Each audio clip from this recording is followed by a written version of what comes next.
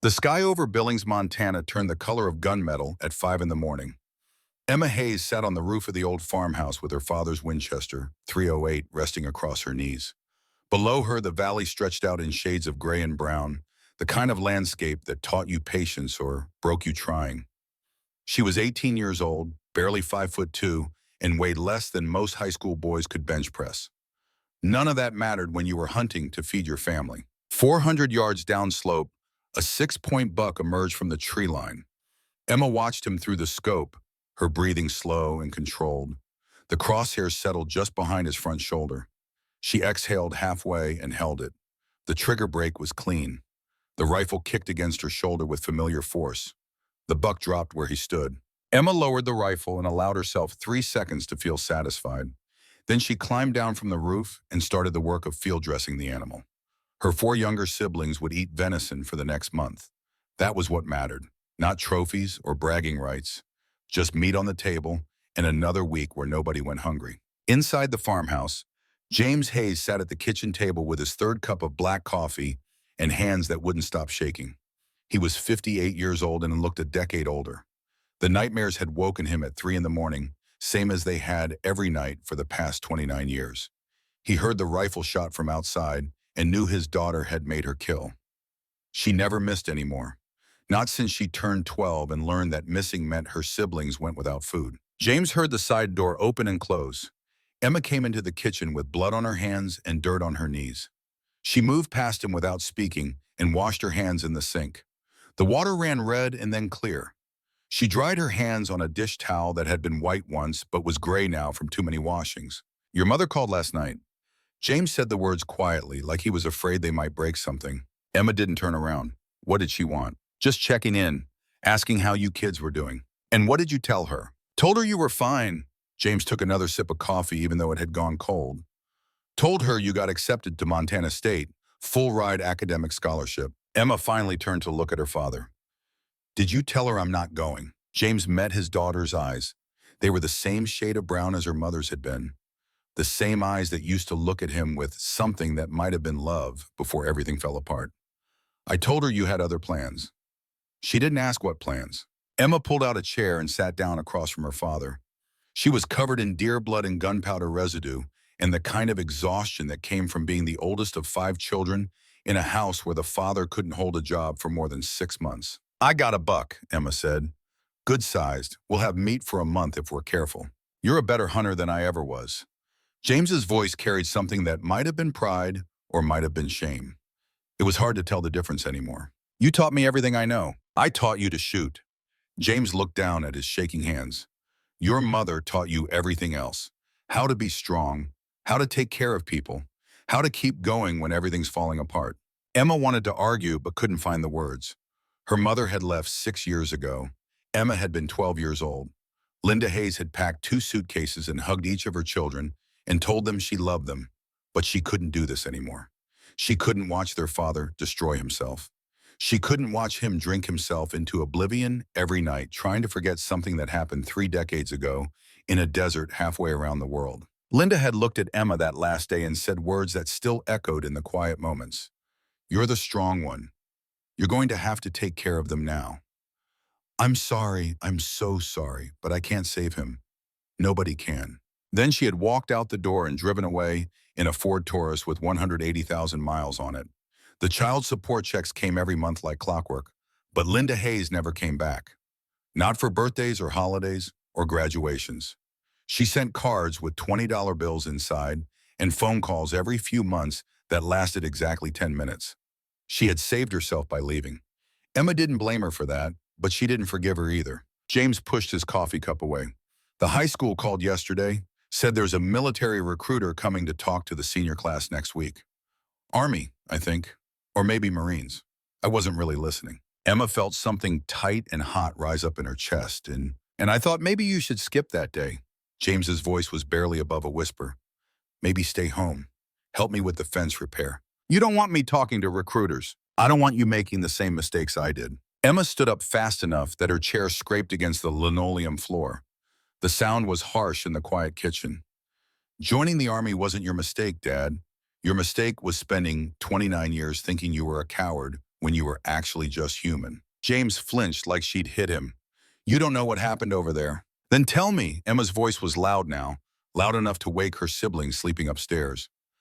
Tell me what happened in 1991 that was so terrible you had to spend the rest of your life drowning in it. James looked at his daughter, and for just a moment, she saw the man he used to be before the war broke him. Before one impossible decision in the desert turned him into something hollow and haunted. But then the moment passed, and he looked away. I gave an order, James said.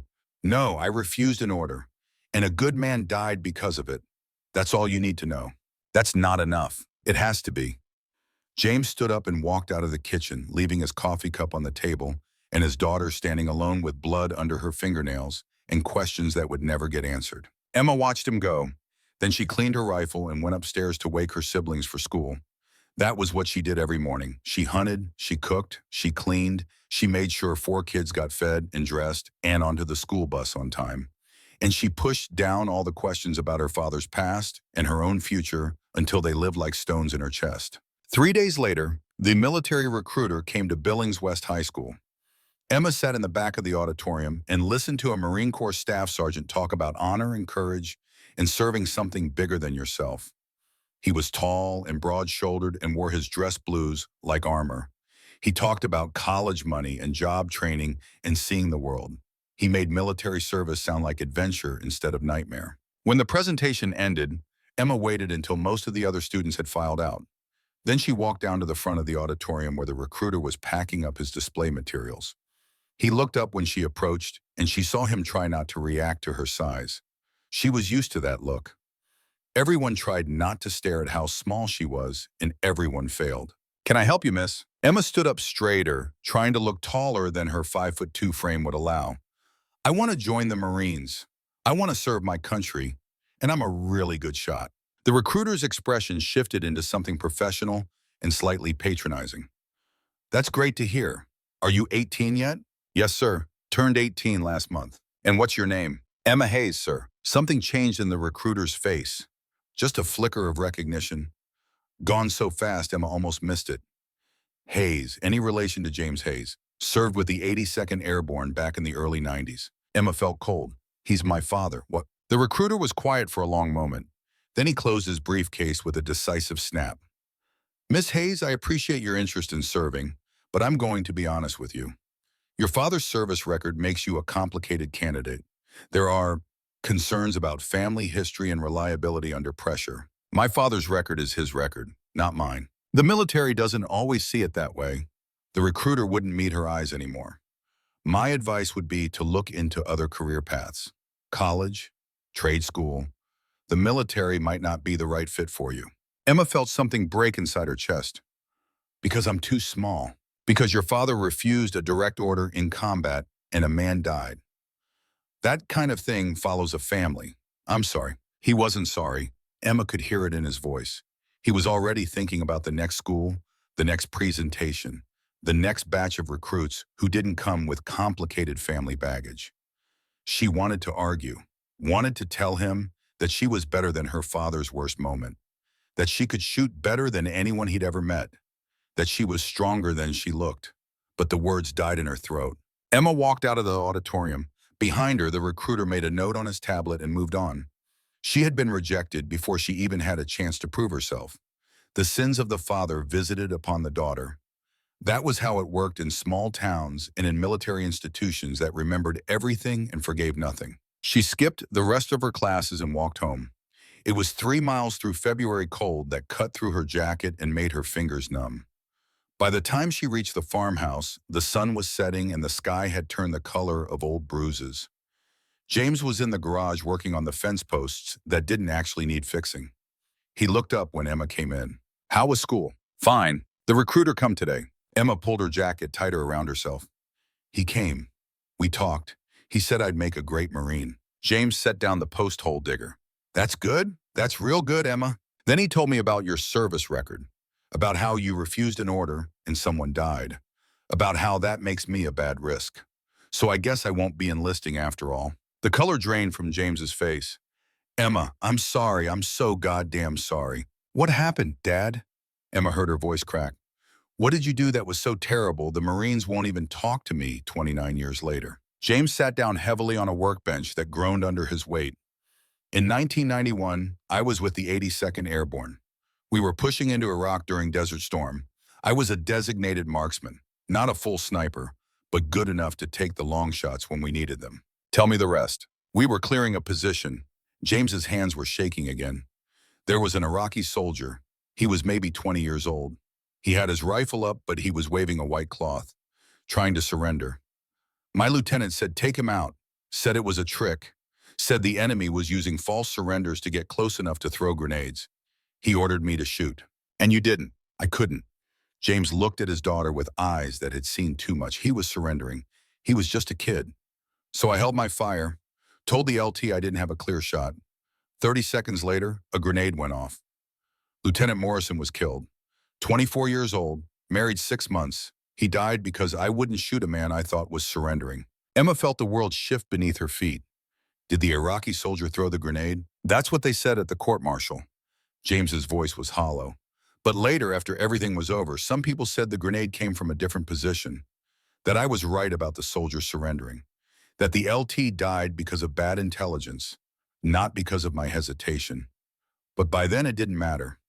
The brass needed someone to blame. I was it. Were you discharged? No, they dropped the charges eventually. Lack of evidence. But my career was over. I spent another year in the Army doing paperwork, and then I took my discharge and came home and started drinking. Been drinking ever since. James looked at his daughter. That's the man you come from. That's the blood you carry. Now you know why the military doesn't want you.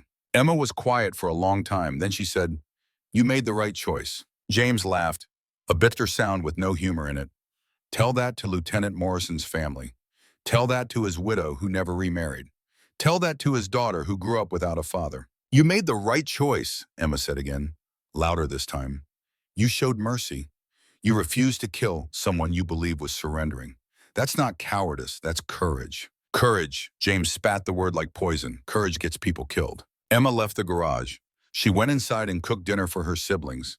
She helped the youngest with math homework. She got everyone to bed on time.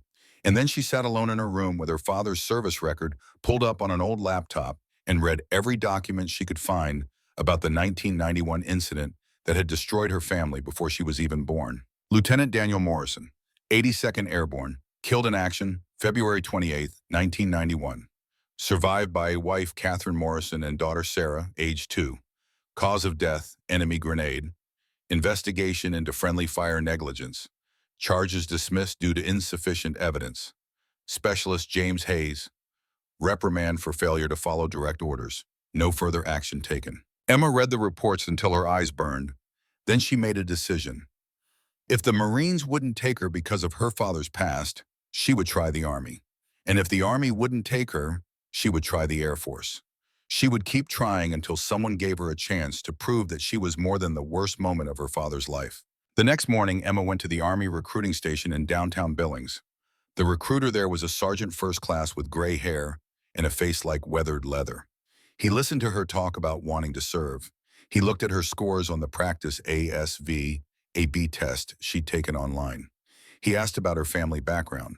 And then he pulled up her father's name on his computer, and his expression went flat. Miss Hayes, I'm going to stop you right there. Your father's service record raises significant concerns about your suitability for military service. Family patterns of behavior, especially regarding decision-making under pressure, are taken very seriously. I can't in good conscience recommend you for enlistment. Emma felt something inside her break a little more. I'm not my father. The sergeant wasn't unkind, but he was firm. No, but the military can't take that risk. I'm sorry. Emma tried the Air Force next. Same result. She tried the Navy. Same story. By the end of March, she had been rejected by every branch of the United States military. Not because she failed any test. Not because she wasn't qualified. But because 29 years ago, her father had made one choice in the desert and the institution never forgot. She stopped sleeping well. She stopped eating much. She went through the motions of graduation and watched her classmates make plans for college and careers and futures, while her own future felt like a door that had been locked from the outside. Her siblings noticed but didn't ask questions. James noticed and started drinking more.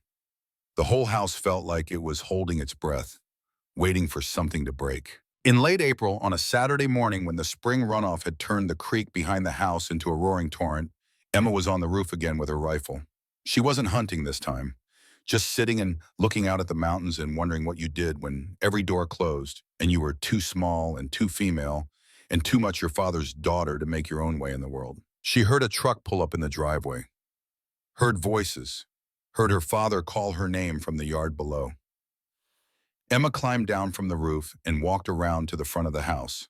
There were two people standing with her father, an older man in civilian clothes with a military bearing you could spot from 100 yards, and a woman in army dress uniform with major's leaves on her collar. Emma Hayes, the woman's voice was crisp and professional. "I'm Major Sarah Anderson. This is Master Sergeant William Cole, retired. We'd like to talk to you about your attempts to enlist." Emma looked at her father. James looked pale and shaken. "I didn't call them. I swear I didn't know they were coming." "We know." Master Sergeant Cole had a voice like gravel and honey mixed together. "We found you. Or more accurately, we've been watching you for a while now. Ever since you won the Montana State Shooting Championship 2 years ago." Emma remembered that day. She had been 16 years old and nervous as hell, competing against men 3 times her age with decades of hunting experience. She had won anyway.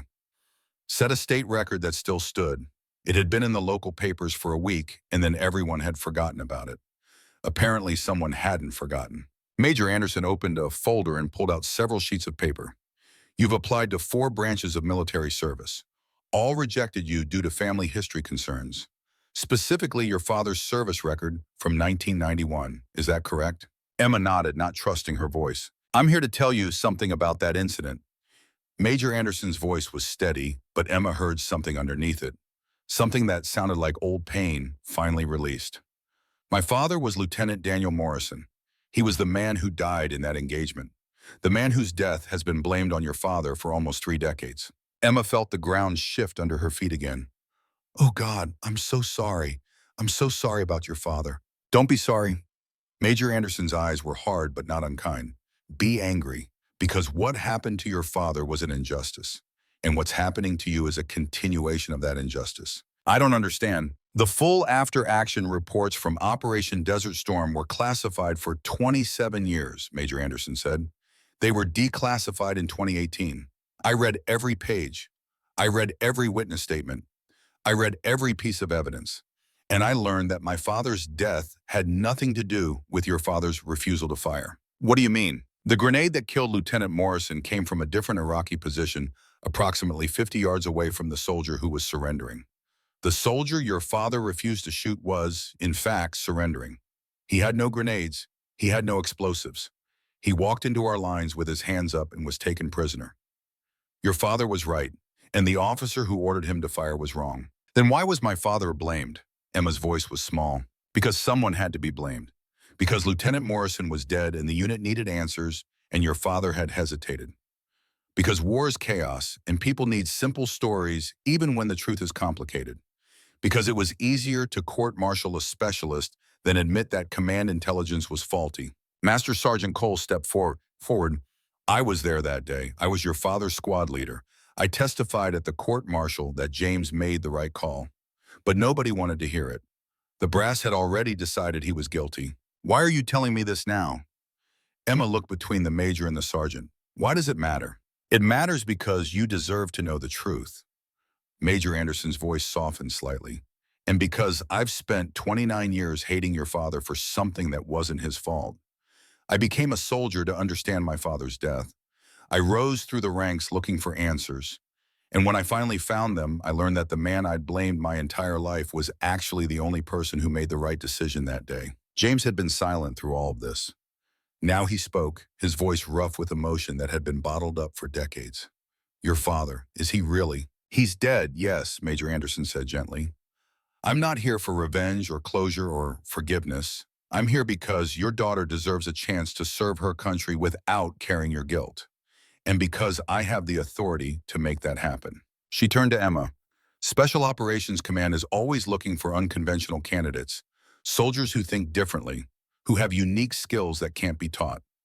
I've reviewed your shooting competition scores. I've read your practice ASVAB results. I've watched video of you taking 800-yard shots in crosswinds that would make experienced marksmen quit. You're exactly what we need." Emma felt hope rise in her chest for the first time in months, but it was hope mixed with fear. They'll still reject me because of my father. Not if I'm the one doing the recruiting. Major Anderson held out a manila folder. This is a letter of recommendation from Special Operations Command. It bypasses normal recruiting channels. It gets you into the system regardless of family history. All you have to do is say yes. Emma took the folder with trembling hands. She opened it and saw official letterhead and paragraphs of military jargon, and at the bottom, a line for her signature. "This is real." "It's real," Master Sergeant Cole said. "And for what it's worth, your father was one of the best soldiers I ever served with. One impossible choice doesn't erase that. Don't let his past define your future." Emma looked at her father. James was crying, tears running down his face into his graying beard. She couldn't remember the last time she'd seen him cry. Maybe never.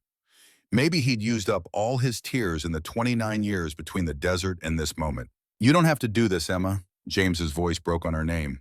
"You don't have to prove anything to anyone." "I'm not doing it to prove anything." Emma felt clarity settle over her like a weight she'd been waiting to carry. "I'm doing it because someone has to protect the people who can't protect themselves. Because someone has to make the hard choices. Because someone has to stand on a roof at 5 in the morning and take the shot that feeds their family or saves their friends or stops the threat before it kills someone innocent. You taught me that. Everything you've done since 1991 doesn't erase the fact that you taught me to be a protector. Now I'm going to go prove that the Hayes family legacy is courage, not cowardice." She signed the paperwork. Major Anderson witnessed it. Master Sergeant Cole shook her hand with a grip that felt like approval and warning mixed together. James stood in the driveway and watched his daughter take the first step into a world that had destroyed him. He wanted to stop her, wanted to tell her to run as far from military service as she could get. But he stayed silent because she was right. Courage had to mean something. Sacrifice had to matter.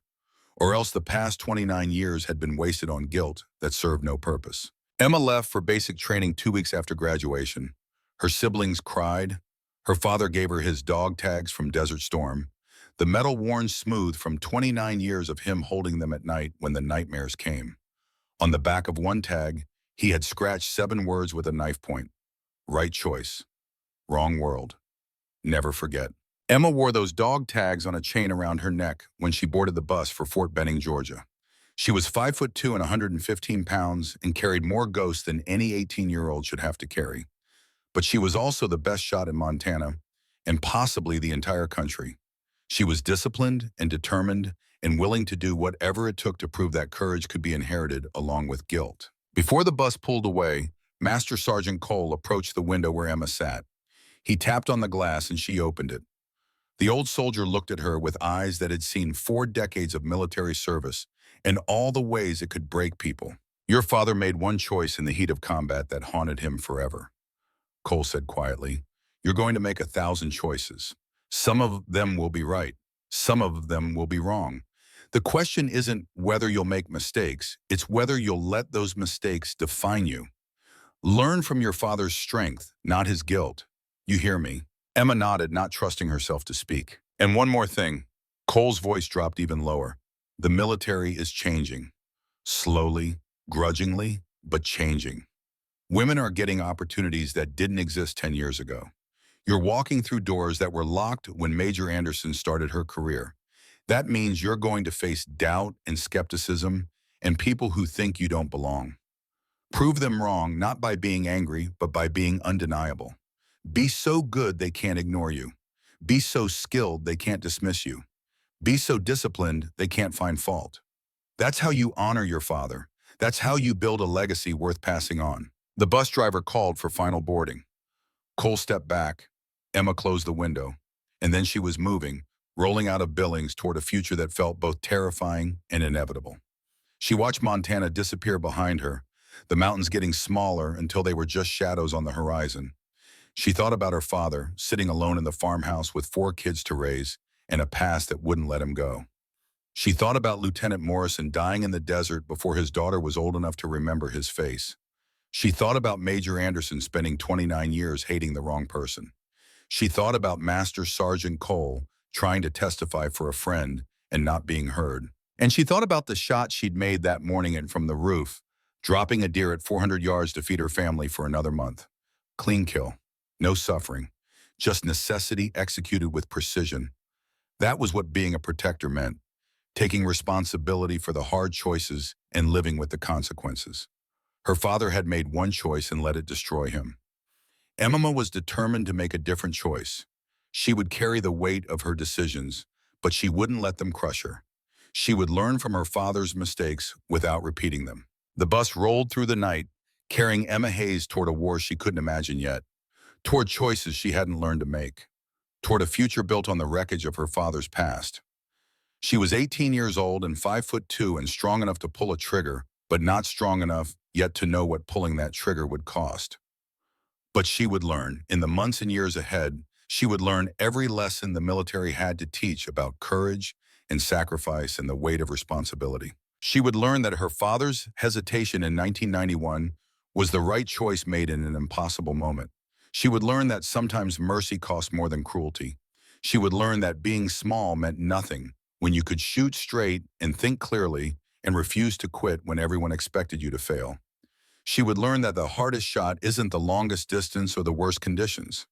The hardest shot is the one where you have to choose between two kinds of wrong and live with whatever you choose. But that night on the bus, Emma Hayes only knew that she was leaving home and that her father's dog tags hung heavy around her neck, and that somewhere ahead of her was a chance to prove that the Hayes family name meant something other than failure and guilt. That was enough. For now, that was more than enough. The bus drove on through the darkness,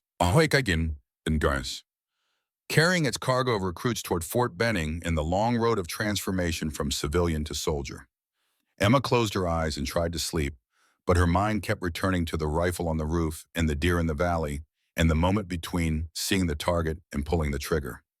That moment of decision. That space where you chose to act or chose to wait. That was where everything was won or lost. Not in the shot itself, but in the choice to take it. Her father had taught her that. Even in his failure, even in his guilt, even in his decades of drinking and nightmares and self-destruction, James Hayes had taught his daughter the most important lesson. That choosing to be a protector meant accepting the weight of your choices. That courage wasn't the absence of fear or doubt. Courage was moving forward anyway, with full knowledge that you might be wrong and that being wrong might cost everything.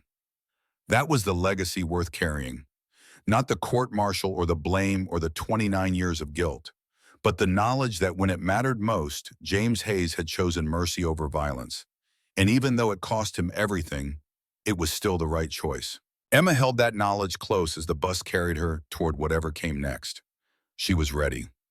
Not because she was fearless or certain, but because she understood now that readiness meant accepting responsibility for the shot before you ever pulled the trigger.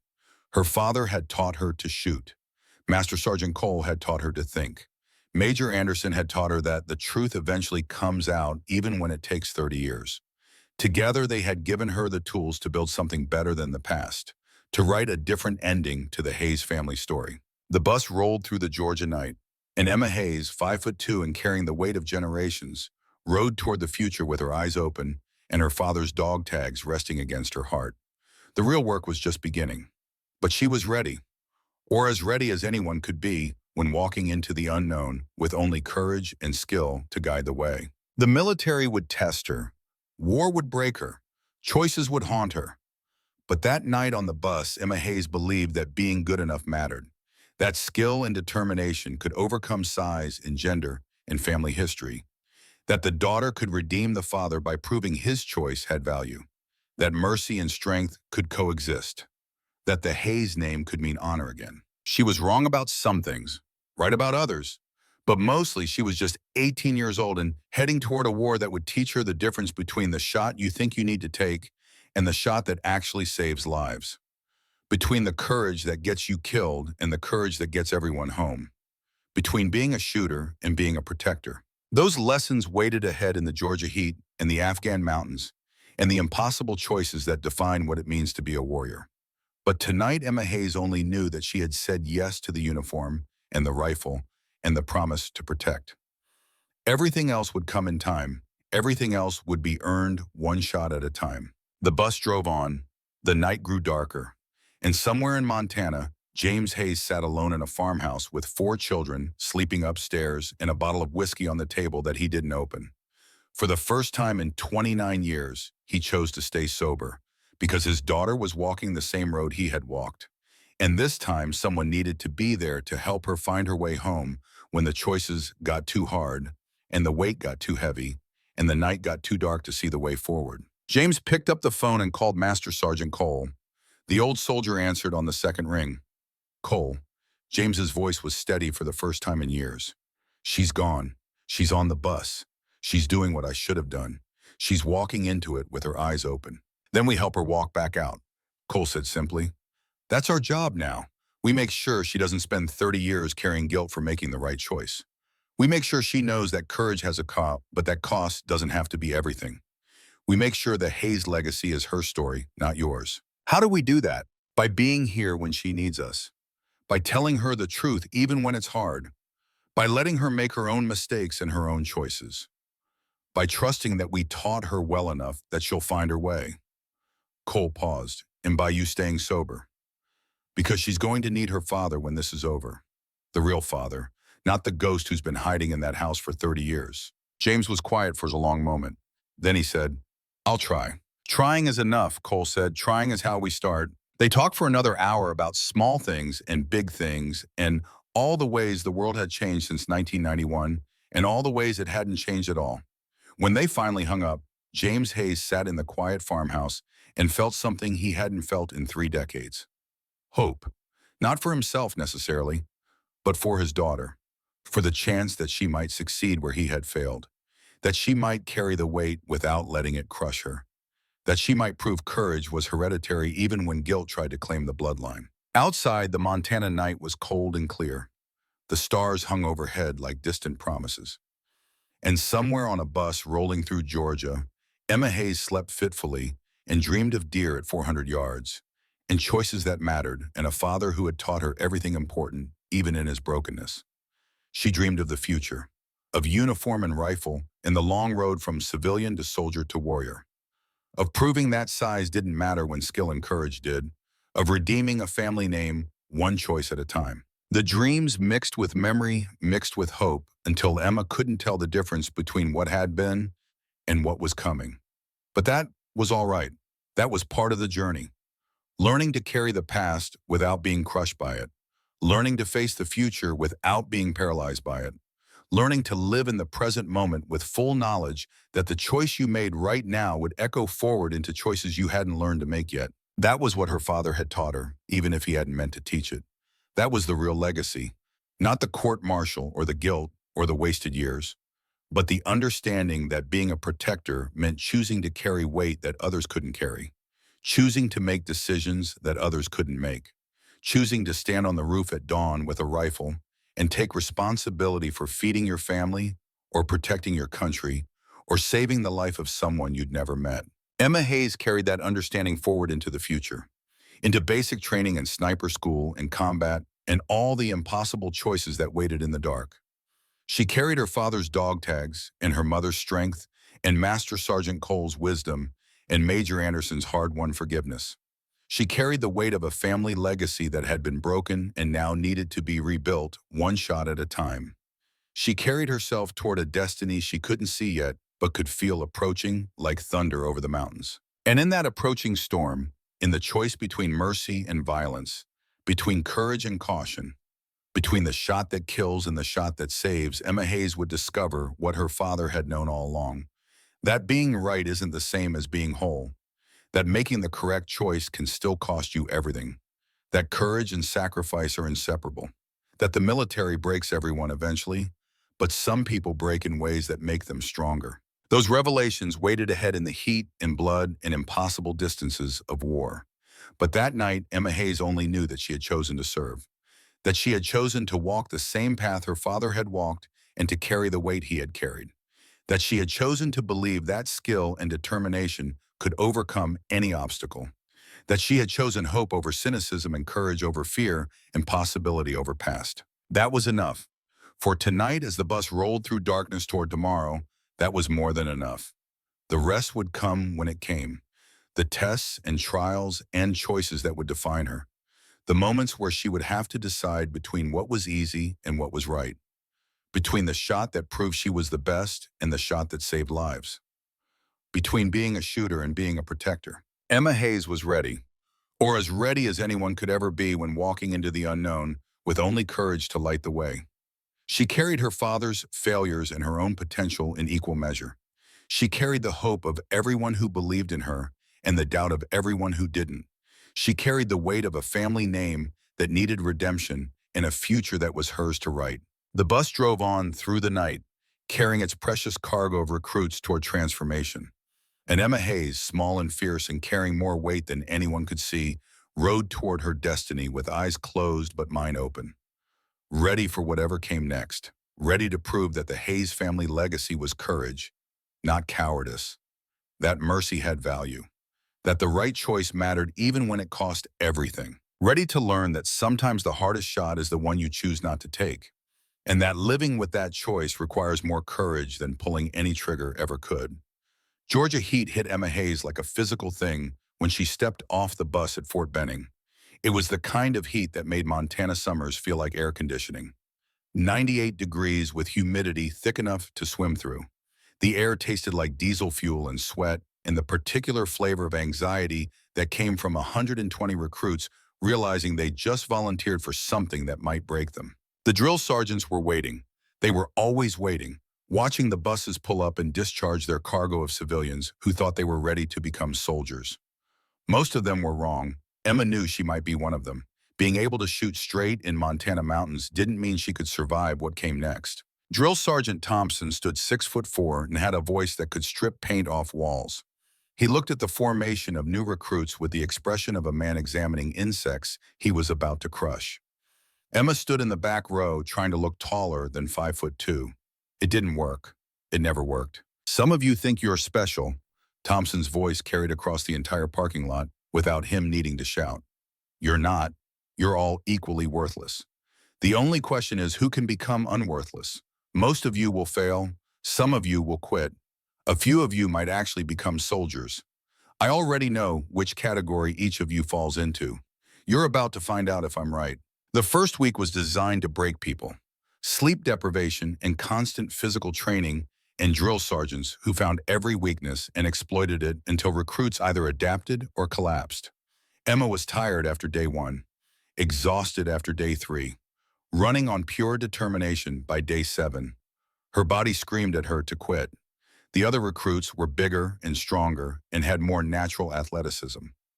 But Emma had spent 6 years waking up at 5 in the morning to hunt food for her family. She knew how to function on no sleep and maximum stress. She knew how to push past pain. She knew how to keep going when everything in her body said stop. On day 10, they did their first real ruck march. 60 pounds of gear in a backpack. 12 miles in 3 hours. The male recruits complained about the weight. Emma didn't complain because complaining wouldn't change anything, and she needed to save her breath for moving. The pack weighed more than half what she weighed. Every step felt like her spine might compress into dust. But she finished in the middle of the pack, and when Drill Sergeant Thompson checked her feet for blisters, he found them taped and treated and ready for the next march. You prep your feet before the march. Thompson's voice held something that might have been approval or might have been surprise. Yes, Drill Sergeant. Emma stood at attention even though her legs were shaking. Someone teach you that. My father, Drill Sergeant, he was 82nd Airborne. Thompson was quiet for a moment.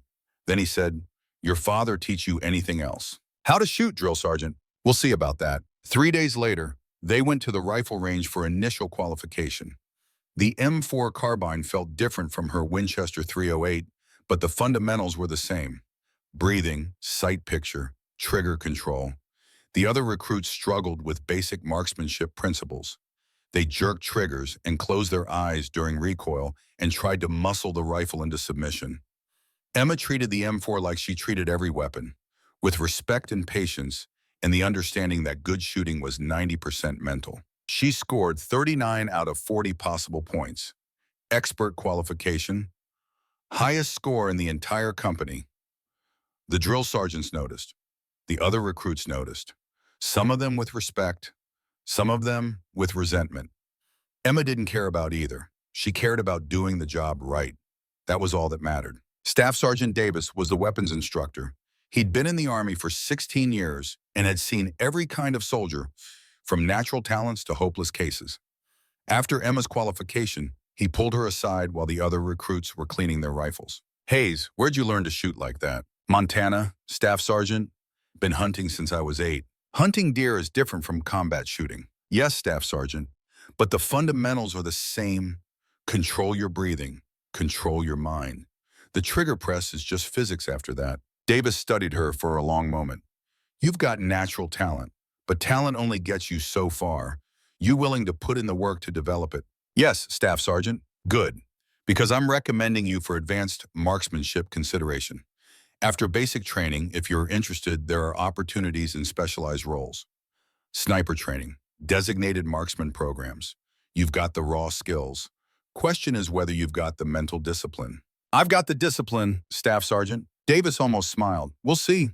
Get back to your rifle cleaning." Emma returned to her barracks that night and found a letter waiting in her assigned box. Her father's handwriting on the envelope. She took it to her bunk and read by the dim light of the barracks lamps, while other recruits slept around her. "Emma, 30 days sober. Went to a VA meeting last week.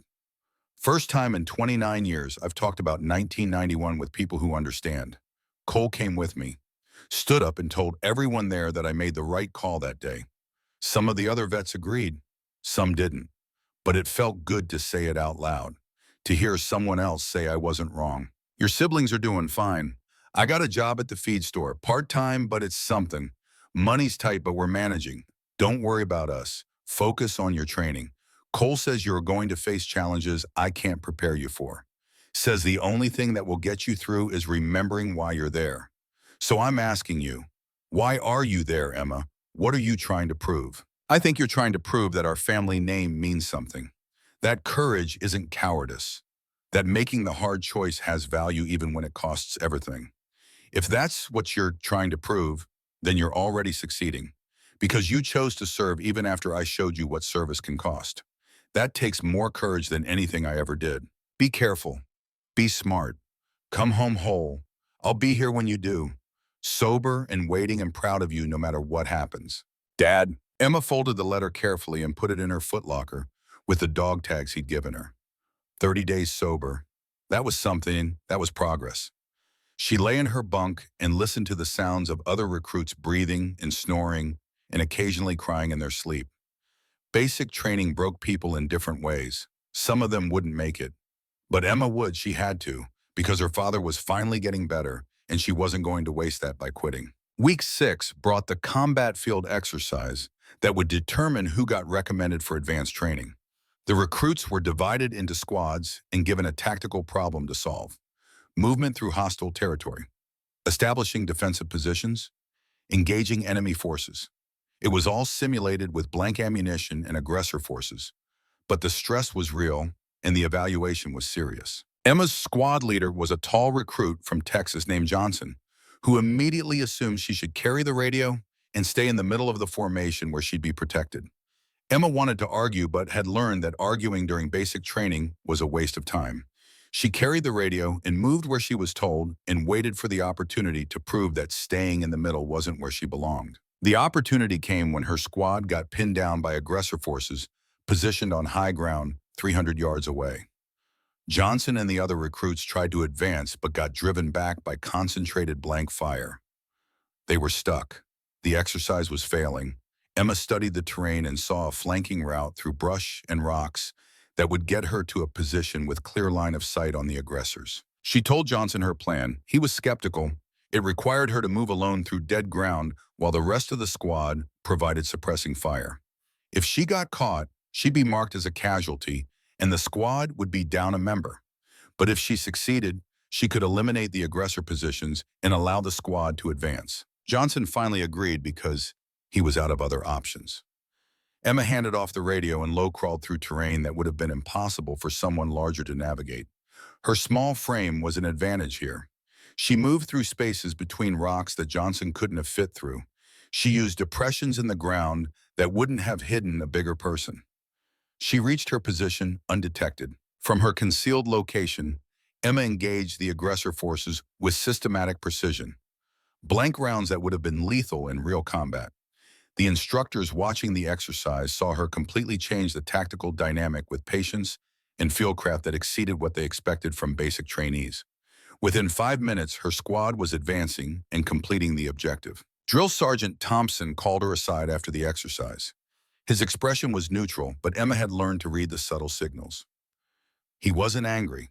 That was something. Hayes, that was good work, smart thinking, good execution. You used your size as an advantage instead of letting it be a weakness. That's the sign of a tactical mind. You interested in sniper school after this? Emma felt her heart rate spike. Yes, Drill Sergeant, very interested. Your marksmanship scores support it. Your field performance supports it. I'm going to recommend you for the selection process, but understand this. Sniper school has about a 60% failure rate. It's physically and mentally demanding in ways that make basic training look easy. You'll be the smallest person there, probably the only woman. People will doubt you. You'll doubt yourself.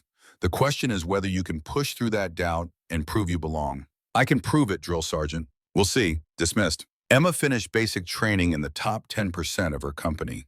Not the top recruit because there were men who were stronger and faster and more naturally athletic. But in the metrics that mattered for specialized roles, she excelled. Marksmanship, tactical thinking, mental resilience, the ability to perform under pressure. Those were the skills that got you noticed by the people who ran advanced programs. The last day of basic training felt like an ending and a beginning. Emma graduated with her company in a ceremony that her family couldn't attend because Montana was too far away and plane tickets cost too much. But Master Sergeant Cole was there, standing in the back in civilian clothes, but with a bearing that marked him as military even at 72. He found Emma after the ceremony. Your father wanted to be here. Cole's voice was gentle, but he's working, staying sober, taking care of your siblings. He said to tell you he's proud.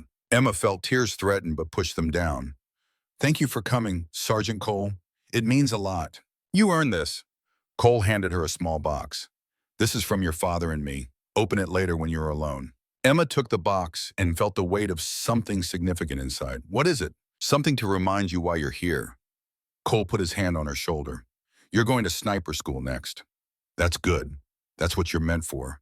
But it's going to test you in ways basic training didn't. You're going to face people who think you don't belong, who think a woman can't do this job, who think your size makes you weak. Prove them wrong not by being angry. Prove them wrong by being undeniable. I will. And Emma, Cole's expression grew more serious. You're going to meet other soldiers who are talented and skilled and confident. Some of them will become friends. Some of them will become rivals. The difference between a good soldier and a great one isn't just skill, it's character. Remember that when the competition gets fierce. Emma didn't fully understand what he meant, but she would. In the weeks ahead, she would understand exactly what Master Sergeant Cole was warning her about. That night in her barracks, Emma opened the box Cole had given her. Inside was a small knife with a worn wooden handle. The blade was old but well maintained. On the handle, someone had carved initials. J.H., her father's knife from Desert Storm. The knife he'd carried through Iraq. The knife that had been on his belt when he made the choice that defined his life. There was a note folded underneath the knife, her father's handwriting again. Emma, this knife has been with me since 1991. Carried it through the war. Carried it through the years after. It saved my life more than once. Not by cutting enemies, but by reminding me that a tool is only as good as the person using it. You can use a knife to kill or to carve or to build. The choice is yours. Same with everything else the Army gives you. The rifle, the training, the authority. It's all just tools. What matters is how you use them. Use them to protect. Use them to build. Use them to make the world a little better than you found it. That's what I failed to do. That's what you can do better. Be the soldier I should have been, Dad. Emma held the knife and cried for the first time since leaving Montana. Not from sadness, from the weight of everything her father was putting on her. The hope, the redemption, the chance to rewrite a family legacy. It was too much responsibility for one person. But she would carry it anyway because that was what Hayes family members did. They carried weight until it crushed them or made them stronger. Fort Moore, Georgia was home to the United States Army Sniper School. Emma arrived in late summer when the heat was trying to kill everyone and succeeding with alarming regularity. The initial formation included 32 candidates from various units across the Army and a few from other services. Emma looked at her competition and felt something between intimidation and determination. They were all bigger than her. Most of them were men who looked like they'd stepped out of recruitment posters, broad shoulders and confident expressions, and the kind of physical presence that commanded respect automatically. Emma had none of that. She had her father's knife in her pocket and Master Sergeant Cole's words in her head, in a desperate need to prove that size didn't matter when skill did. The first person who spoke to her was a tall soldier from Texas with an easy smile and the kind of natural charisma that made people like him immediately. He introduced himself as Travis Reed, 24 years old, former college baseball player, son of a colonel who had been a Ranger legend. Travis had that particular brand of confidence that came from being good at everything he'd ever attempted. Emma shook his hand and felt the difference in their grip strength. Your infantry. Was infantry, Travis gestured at the sniper school building behind them, trying to be something more specialized now. What about you? Where are you coming from? Just finished basic training. Got recommended for this right away. Travis's eyebrows went up. That's unusual. Most people have to do at least a year in their unit before they can try for sniper school. You must have impressed someone. I can shoot. That's about it. Well, shooting is 90% of the job. Travis's smile was genuine. The other 10% is not dying from heat stroke in this Georgia hell. You from somewhere cooler. Montana. Travis let out a low whistle. Yeah, this is going to be an adjustment. You need anything, let me know. We're all in this together, right? Emma wanted to believe him. Travis seemed genuine, friendly, the kind of soldier who built teams instead of competing with teammates. She would learn later that first impressions could be deceiving. That charm could hide insecurity. That confidence could curdle into something uglier when challenged. But in that first meeting, Emma thought she might have found an ally. The first 3 weeks of sniper school were designed to establish baseline capabilities. Could you shoot accurately at extended distances? Could you move quietly through different terrain? Could you remain concealed when trained observers were looking for you? Could you calculate complex ballistics problems in your head while exhausted and under time pressure? Most candidates struggled with at least one of these areas. Emma struggled with the physical demands of carrying heavy equipment over long distances. Travis struggled with remaining patient during extended observation periods. They often trained together. Travis helped Emma with strength conditioning, showing her techniques for carrying heavy loads more efficiently. Emma helped Travis with wind reading, teaching him the subtle environmental clues that indicated wind speed and direction changes. They had a friendly rivalry, both of them scoring in the top 5 across most metrics, both of them driven to prove they belonged. The other instructors noticed their abilities, but Master Sergeant Williams, the chief instructor, remained skeptical of Emma. He'd been running sniper school for 12 years and had never had a female candidate before. He made it clear through his actions, if not his words, that he expected her to fail, that she was only there because of political pressure to include women, that real snipers needed physical capabilities she simply didn't have. Emma proved him wrong one day at a time, not through argument, through performance. She qualified expert on every weapon system. She aced the ballistics mathematics tests. She disappeared into terrain during stalking exercises in ways that made the instructors question whether she was still in the training area. She built ghillie suits that were works of art. She demonstrated patience that exceeded most of the male candidates. By week 4, William stopped looking at her with skepticism and started looking at her with something closer to grudging respect. She wasn't just good for a woman, she was good, period. That was what mattered. The stalking exercises were where Emma's small stature became a true advantage. The objective was to move from a starting point to within 200 yards of an observation post manned by instructors with binoculars and spotting scopes. You had to move through open terrain without being detected. Large candidates struggled. They couldn't use small depressions for cover. They couldn't hide behind sparse vegetation. They made noise moving through brush. Emma could do all of those things. She got to within 150 yards of the OP without being spotted. set a course record, made the instructors reconsider their assumptions about the disadvantages of being small. Travis made it to 200 yards exactly. Good performance, but not exceptional. After the exercise, Emma saw something flicker across his face, just for a moment, something that looked like frustration or envy. Then it was gone and he was smiling again and congratulating her on the record. That was impressive. You move like a ghost, just trying to survive. Emma was gracious in victory because she knew what it felt like to struggle. I learned from watching you on the previous exercises. Your approach angles were smart. Travis's smile tightened just slightly. Yeah, well, angles don't matter if you're too big to hide behind anything. You've got a natural advantage there. Emma wanted to point out that she'd had natural disadvantages everywhere else. That being small had cost her opportunities and respect and basic human consideration for most of her life. But she stayed quiet because she was learning that some people only saw advantages that others had and never acknowledged their own. Week 8 brought the final field exercise. 72 hours alone in the training area. Complete a series of reconnaissance and precision shooting tasks while evading instructors actively hunting for you. Fail any task or get spotted, and you were done. Out of the program. 32 candidates had started. Only 14 were left by week 8. The final exercise would cut that number even further. Emma packed her gear with methodical precision. Food, water, ammunition, camouflage materials. Every item had a purpose. Every ounce mattered. She reviewed her assigned tasks and planned her movement routes, studied the terrain maps, calculated the best positions for each shot. This was what she trained for, what all those mornings on the farmhouse roof in Montana had prepared her for. The ability to be alone with a rifle and complete the mission regardless of conditions. The 72 hours tested everything. Physical endurance, carrying heavy gear through rough terrain. Mental resilience, staying alert despite sleep deprivation. Technical skill, making accurate shots at various distances under field conditions. Emma moved like smoke through the training area. Set up perfect shooting positions. Made every shot count. Used her size to disappear into terrain that wouldn't hide larger candidates.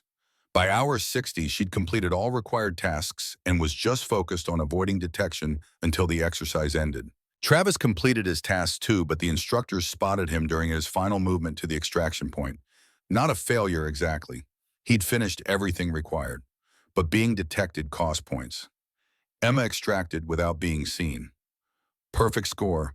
Distinguished herself as the top candidate in fieldcraft and tactical application. The final morning of sniper school felt surreal. 32 had started. 12 were graduating. Emma Hayes and Travis Reed were among them. Master Sergeant Williams called out the final rankings in front of the entire class. Distinguished graduate, highest overall scores across all evaluated areas. Private First Class Emma Hayes. Emma felt something break open in her chest. Not pride exactly. Relief, validation, proof that skill mattered more than sex or gender or anyone's expectations.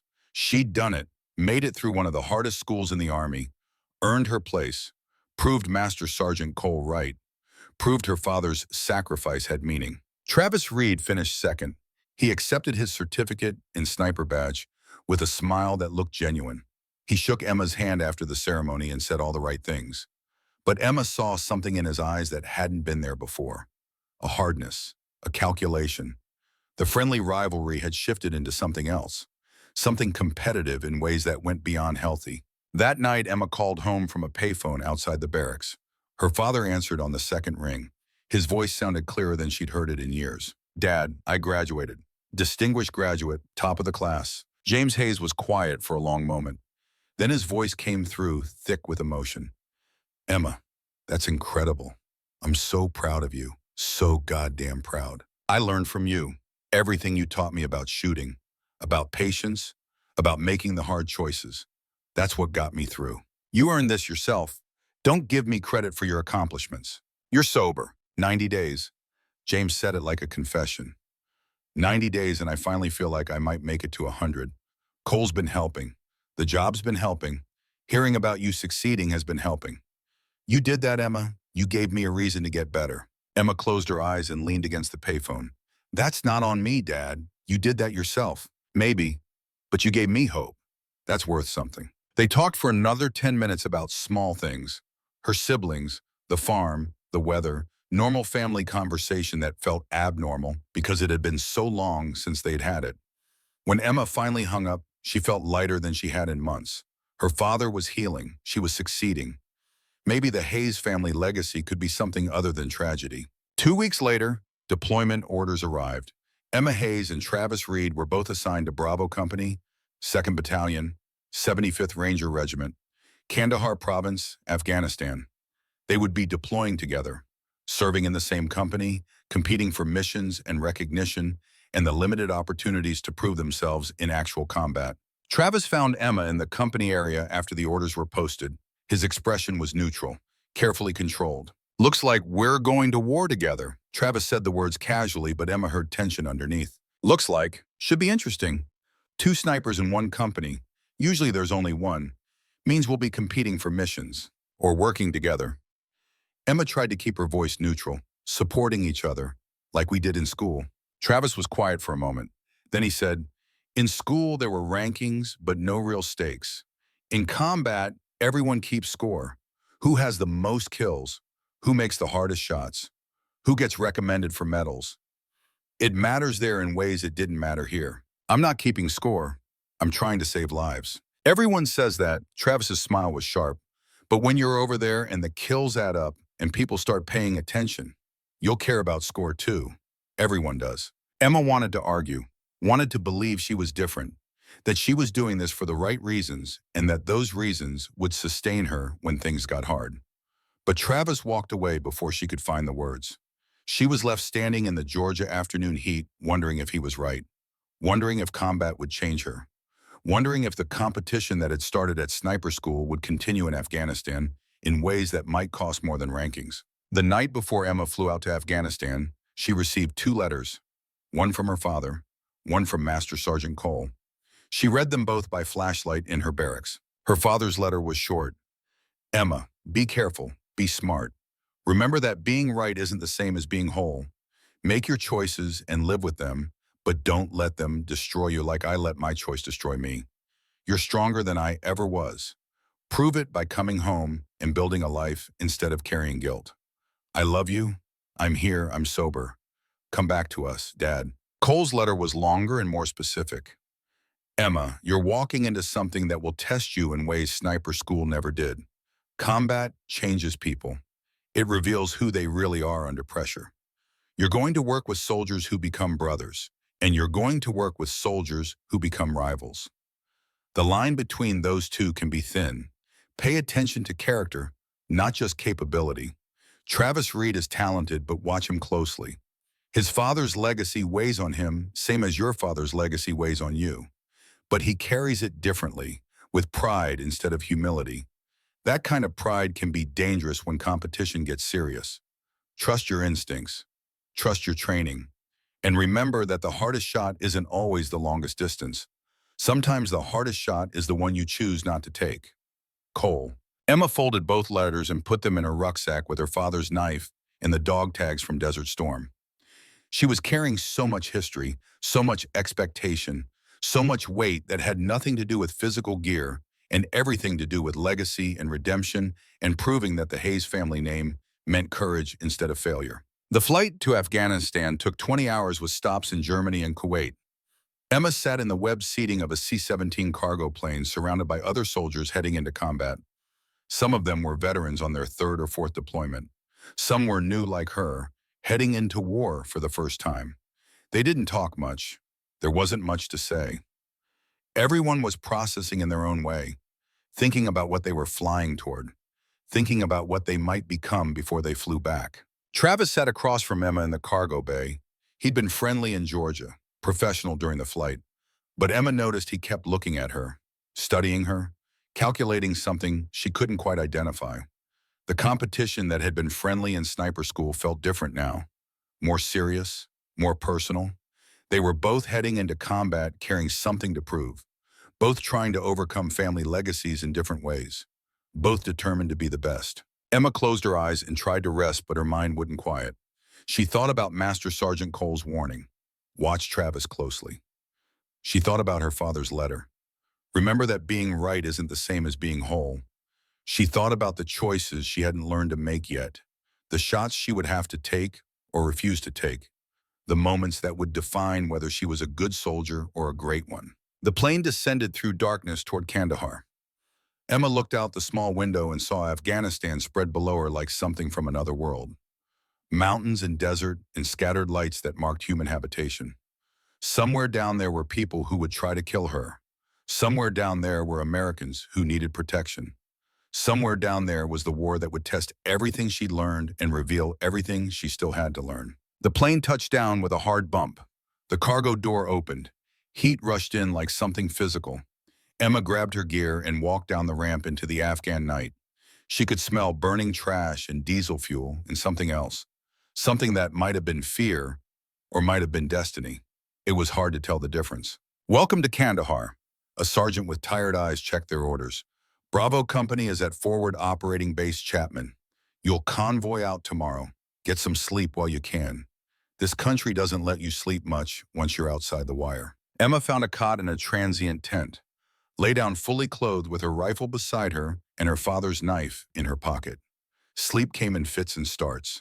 Dreams mixed with memories, mixed with anxiety about tomorrow.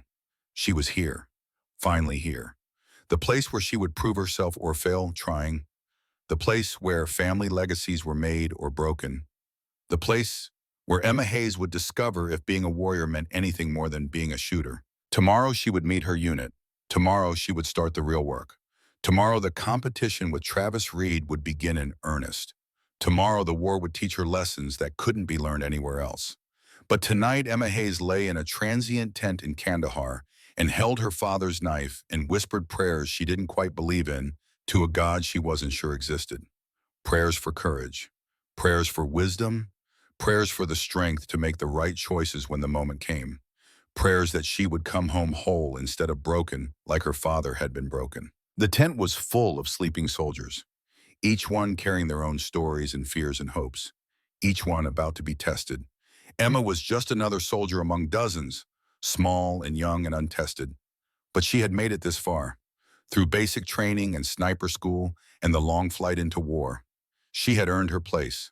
Now she just had to keep it, shot by shot, choice by choice, day by day, until the war ended or she did. Emma closed her eyes and tried to believe that being good enough mattered, that skill and determination could overcome any obstacle, that the Hayes family legacy could be rewritten one accurate shot at a time.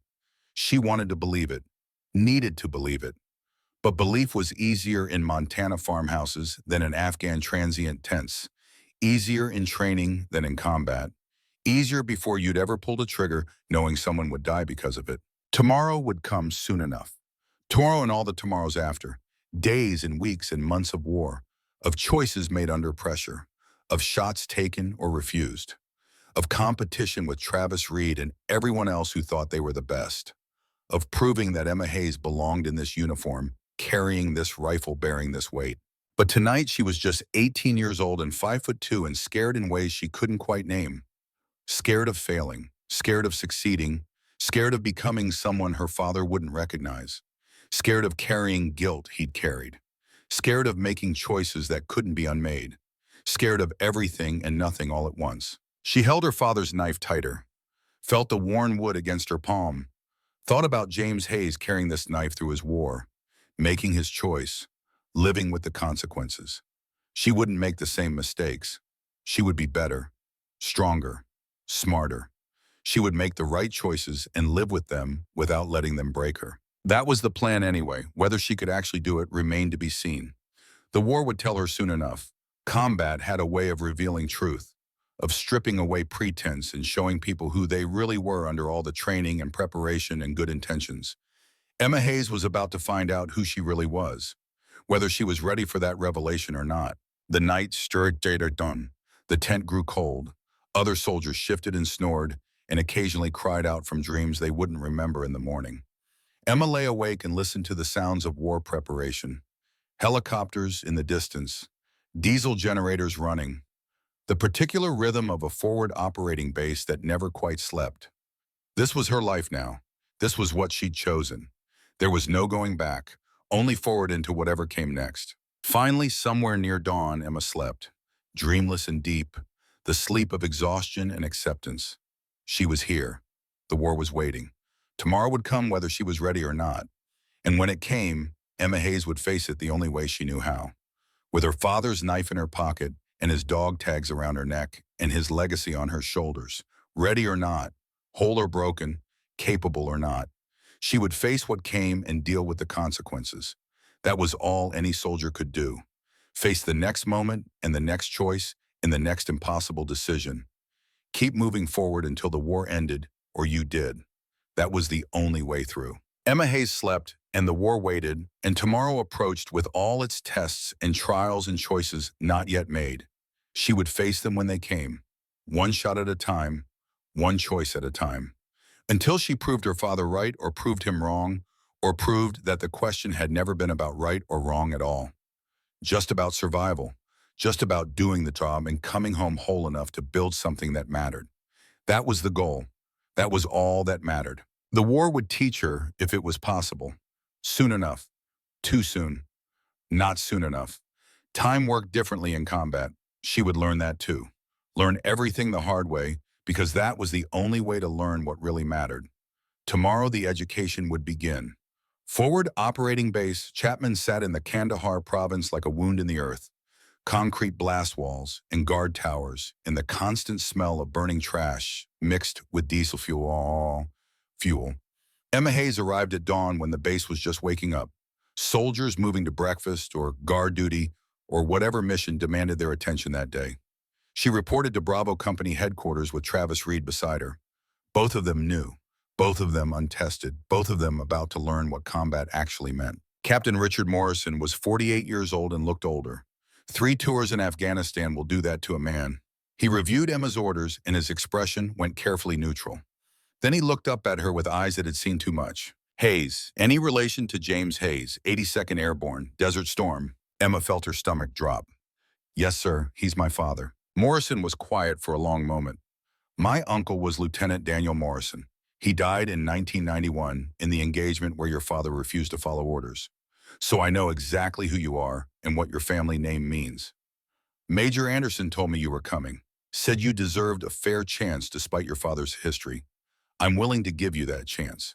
But understand this, you'll have to prove yourself every single day. Your father's failure killed my uncle. Don't let your failures kill my soldiers. Emma stood at attention. Yes, sir, I won't let you down. We'll see. Morrison turned to Travis. Reed, your father served with me in the Rangers. He's a good man. I expect the same from you. Yes, sir. Both of you will be assigned to different squads. Hayes, you'll work with Sergeant First Class David Chen as your spotter. Chen's been doing this for 11 years. Listen to him. Learn from him. Don't get him killed with rookie mistakes. Reed, you'll work with Specialist Rodriguez. Same applies. Dismissed. Emma left the headquarters and found herself breathing hard. Morrison hated her father, which meant he probably hated her too. She would have to be perfect. Not just good, perfect. One mistake and she'd be sent home in disgrace. One failure and she'd prove that the Hayes family legacy was cowardice after all. Sergeant David Chen found her an hour later. He was 32 years old, Chinese-American, and had the kind of calm competence that came from surviving 3 combat deployments. He looked Emma up and down without expression. So you're the distinguished graduate everyone's talking about? Chen's voice was neutral. Sniper school rankings don't mean anything here. Combat will show me what you're actually made of. Until then, I don't babysit and I don't hold hands. You keep up or you get someone killed. Clear. Clear, Sergeant. Good. We've got a mission briefing in an hour. Convoy overwatch. Simple stuff. Try not to screw it up. Chen walked away. Emma stood in the Afghan heat and felt the weight of everyone's expectations pressing down on her. Her father's legacy, Morrison's dead uncle, Chen's skepticism, Travis's competition, Master Sergeant Cole's warnings. It was too much. But she didn't have time to process it. She had an hour to prep her gear and get ready for her first combat mission. The Convoy Overwatch mission was exactly what Chen said. Simple, boring. Hours of watching empty road through a rifle scope while a supply convoy moved from Chapman to a smaller outpost. Emma and Chen sat on a ridgeline 800 yards from the road. The heat was brutal. The waiting was worse. Nothing happened for 6 hours. Then everything happened at once. Chen saw them first. Taliban fighters moving into ambush positions along a curve in the road. Maybe 8 or 9 fighters with AK-47s and an RPG. The convoy was 10 minutes from the kill zone. Chen called it in on the radio while Emma tracked targets through her scope. Hayes, Chen's voice was calm. See the fighter with the RPG, 600 yards, standing next to the burned-out truck. I see him. Wind is 3 miles per hour left to right. Elevation is minimal. This is your shot. Take him before he gets a chance to use that weapon. Emma settled into her position, controlled her breathing. The crosshairs centered on the Taliban fighter's chest. She'd done this 1,000 times in training, but training targets didn't breathe, didn't have families, didn't bleed when you shot them. This was different. This was real. This was what she'd trained for, but training couldn't prepare you for the actual moment of choosing to end a life. She squeezed the trigger. The rifle kicked. The fighter dropped. Emma's first kill. She felt nothing, just the mechanical process of working the bolt and finding her next target. Chen was calling targets, and Emma was engaging, and within 3 minutes they'd eliminated the ambush before it could engage the convoy. 8 Taliban fighters dead, 0 American casualties. The convoy rolled past their position 20 minutes later. The soldiers in those trucks would never know that Emma Hayes had saved their lives. That was fine. She wasn't doing this for recognition. She was doing it because someone had to stand between the threat and the innocent. That was what her father had taught her. That was what being a protector meant. Good shooting. Chen's voice held something that might have been approval. Clean kills. No hesitation. That's what I need from a sniper. You did well. Thank you, Sergeant. Don't thank me yet. That was the easy part. Wait until you have to make a hard choice. That's when we'll see what you're really made of. Emma didn't understand what he meant, but she would, soon enough. The second mission came 3 days later. A raid on a compound suspected of housing weapons. Emma and Chen provided overwatch from a ridge 600 yards out.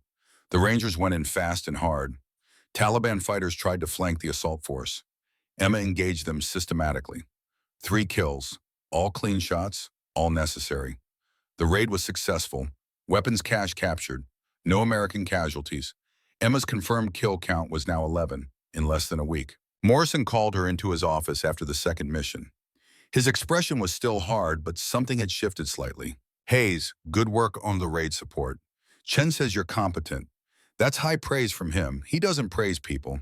Thank you, sir. Don't let it go to your head. You've had 2 easy missions. No complications, no hard choices. War has a way of testing people when they think they've figured it out. Stay sharp. Yes, sir. Emma left the office and ran into Travis in the company area.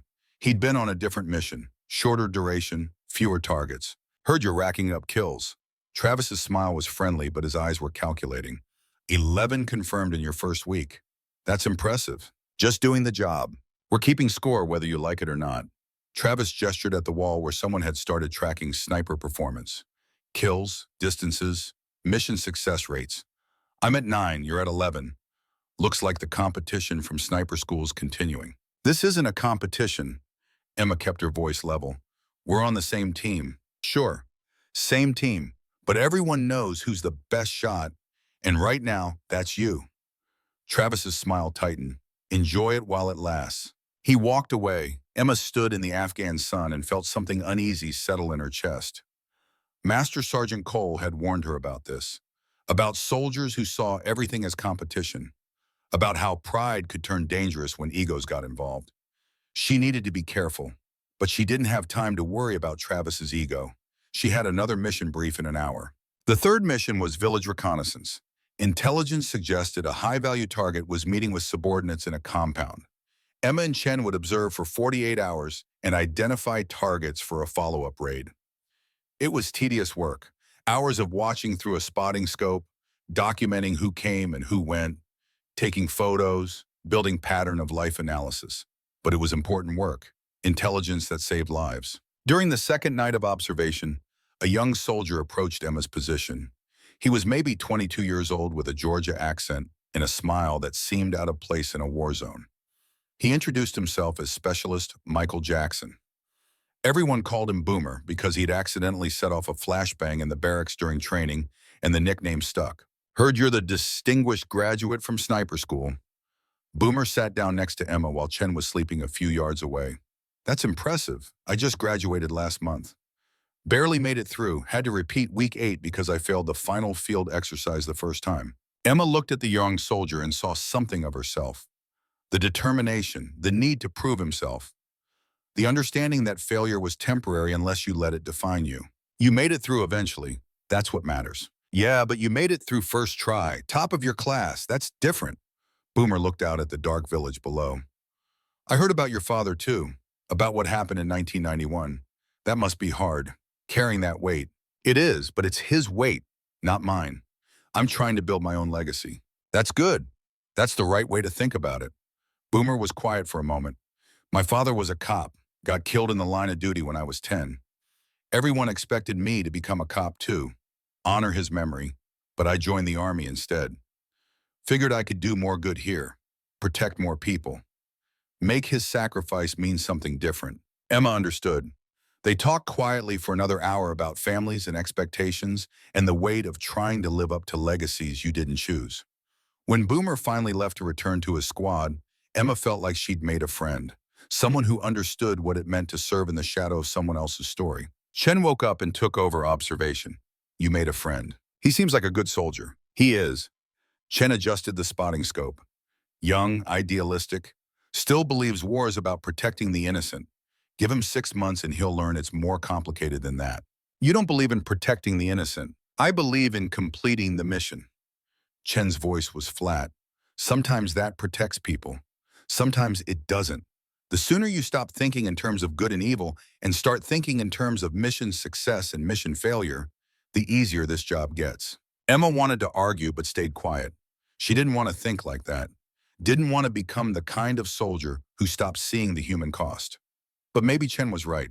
Maybe that kind of thinking was the only way to survive with your sanity intact. Week 7 in Afghanistan brought the mission that would change everything.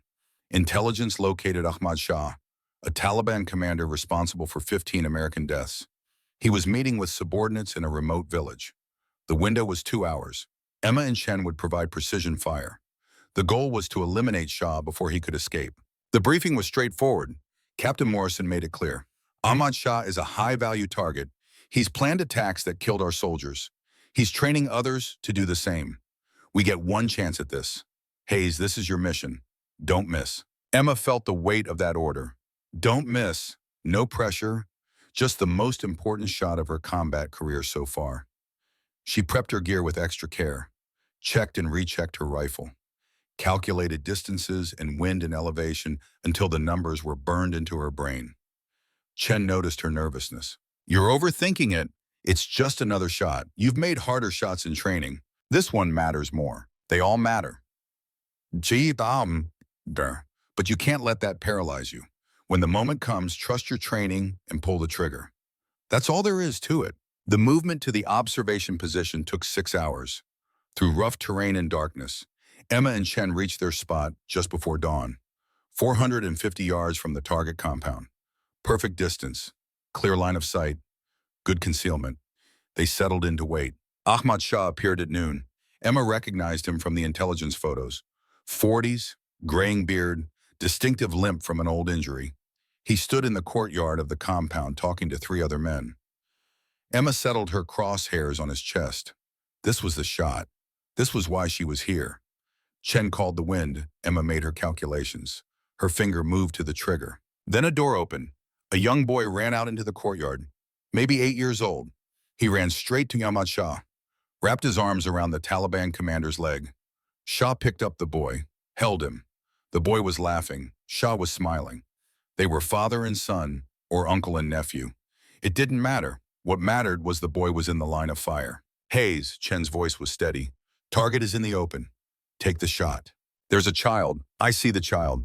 The shot is still viable. Center mass. The child is low enough that he won't be hit by the round or the overpressure. Take the shot. Emma's hands started to shake. The crosshairs wavered. She thought about her father in 1991, ordered to shoot a surrendering soldier, refusing because it felt wrong, a man dying because of that choice. 29 years of guilt. She looked at the 8-year-old boy in Ahmad Shah's arms and couldn't imagine pulling the trigger. Hayes, Chen's voice got harder. This is a direct order. Engage the target. Emma heard Captain Morrison's voice on the radio. Hayes, do you have the shot? Sir, child is in close proximity. Risk of collateral damage. I can see the drone feed. The shot is viable. The child is not in danger if you aim correctly. This is our only window. Take the shot. That's an order. Emma's finger was on the trigger. The shot was there. Chen was right. Morrison was right. The child was low enough. The bullet would pass overhead. The overpressure wouldn't harm him. It was a clean shot, a necessary shot. But Emma couldn't stop seeing her father's face, couldn't stop hearing his voice. I couldn't kill a man I thought was surrendering. A man died because of it. I've carried that guilt for 29 years. She let out her breath, took her finger off the trigger. Sir, I cannot guarantee 0 civilian casualties. Recommend we wait for a clearer opportunity. Morrison's voice came back sharp. Hayes, that is a direct order. Engage the target now. Emma watched Ahmad Shah put the boy down, watched him move toward a vehicle. The window was closing. Chen was staring at her with disbelief. Morrison was shouting on the radio, but Emma couldn't do it, couldn't take the risk, couldn't shoot when a child might be hurt. It didn't matter that everyone was telling her it was safe. It didn't matter that the shot was viable. She couldn't pull the trigger. Ahmad Shah drove away. The mission failed. Emma had frozen under pressure, made the same choice her father made, chose mercy over violence even when ordered otherwise. And just like with her father, someone would pay for that choice. She just didn't know who yet. The convoy back to base was silent. Chen wouldn't look at her. Morrison's voice on the radio had been cold. Return to base immediately. We'll discuss this in my office. Emma sat in the vehicle and felt everything she'd built crumbling. Distinguished graduate, 11 confirmed kills, all of it meaningless because when it really mattered, she'd hesitated. Morrison's office felt like a courtroom. The captain sat behind his desk with an expression of controlled fury. You froze. In the most important moment, with a high-value target in your sights, you froze. Sir, there was a child. I couldn't guarantee his safety. Chen guaranteed his safety. I guaranteed his safety. Every person watching that drone feed guaranteed his safety. But you didn't trust us. You didn't trust your training. You hesitated just like your father hesitated. And just like with your father, people are going to die because of it. Ahmad Shah will plan more attacks. He'll kill more Americans. And their blood is on your hands because you couldn't take one shot when ordered. Emma felt tears burning, but refused to let them fall. Sir, I made the call I thought was right. Your father said the same thing. Morrison stood up. You're relieved from field operations until further notice. Report for base security duty. I'll decide later if you are worth keeping as a sniper or if I should send you back to regular infantry. Dismissed. Emma left the office and found Travis waiting outside. He'd heard about the mission failure. His expression was sympathetic, but Emma saw satisfaction underneath. Heard what happened. That's rough. But hey, you made the call you thought was right. That's what matters. Emma walked past him without responding. She found her bunk and lay down and stared at the ceiling. She'd failed, exactly the way her father failed, made the same choice for the same reasons. And now she would carry the same guilt. History repeating itself. The Hayes family curse continuing into another generation. 2 days later, Boomer Jackson finished his repeat sniper training and arrived at Forward Operating Base Chapman. He found Emma on guard duty at the perimeter wall. She hadn't slept well since the failed mission, hadn't eaten much, kept seeing Ahmad Shah's face, kept seeing the 8-year-old boy, kept wondering if she'd made the right choice. Heard about the village mission. Boomer sat down next to her. Heard you didn't take the shot because of the kid. Everyone's heard. I'm sure everyone thinks I'm a coward. I don't think that. I think you saw something that made you uncomfortable, and you made a judgment call. That takes courage. Captain Morrison says Ahmad Shah is going to kill more Americans because I hesitated. Maybe. Or maybe that kid would have died and you'd spend the rest of your life knowing you killed a child. There are worse things than missing a target. My father made a choice like this. It destroyed him. Then don't let it destroy you. Boomer's voice was firm. You made a call in a split second under pressure. You can question it forever or you can accept it and move on.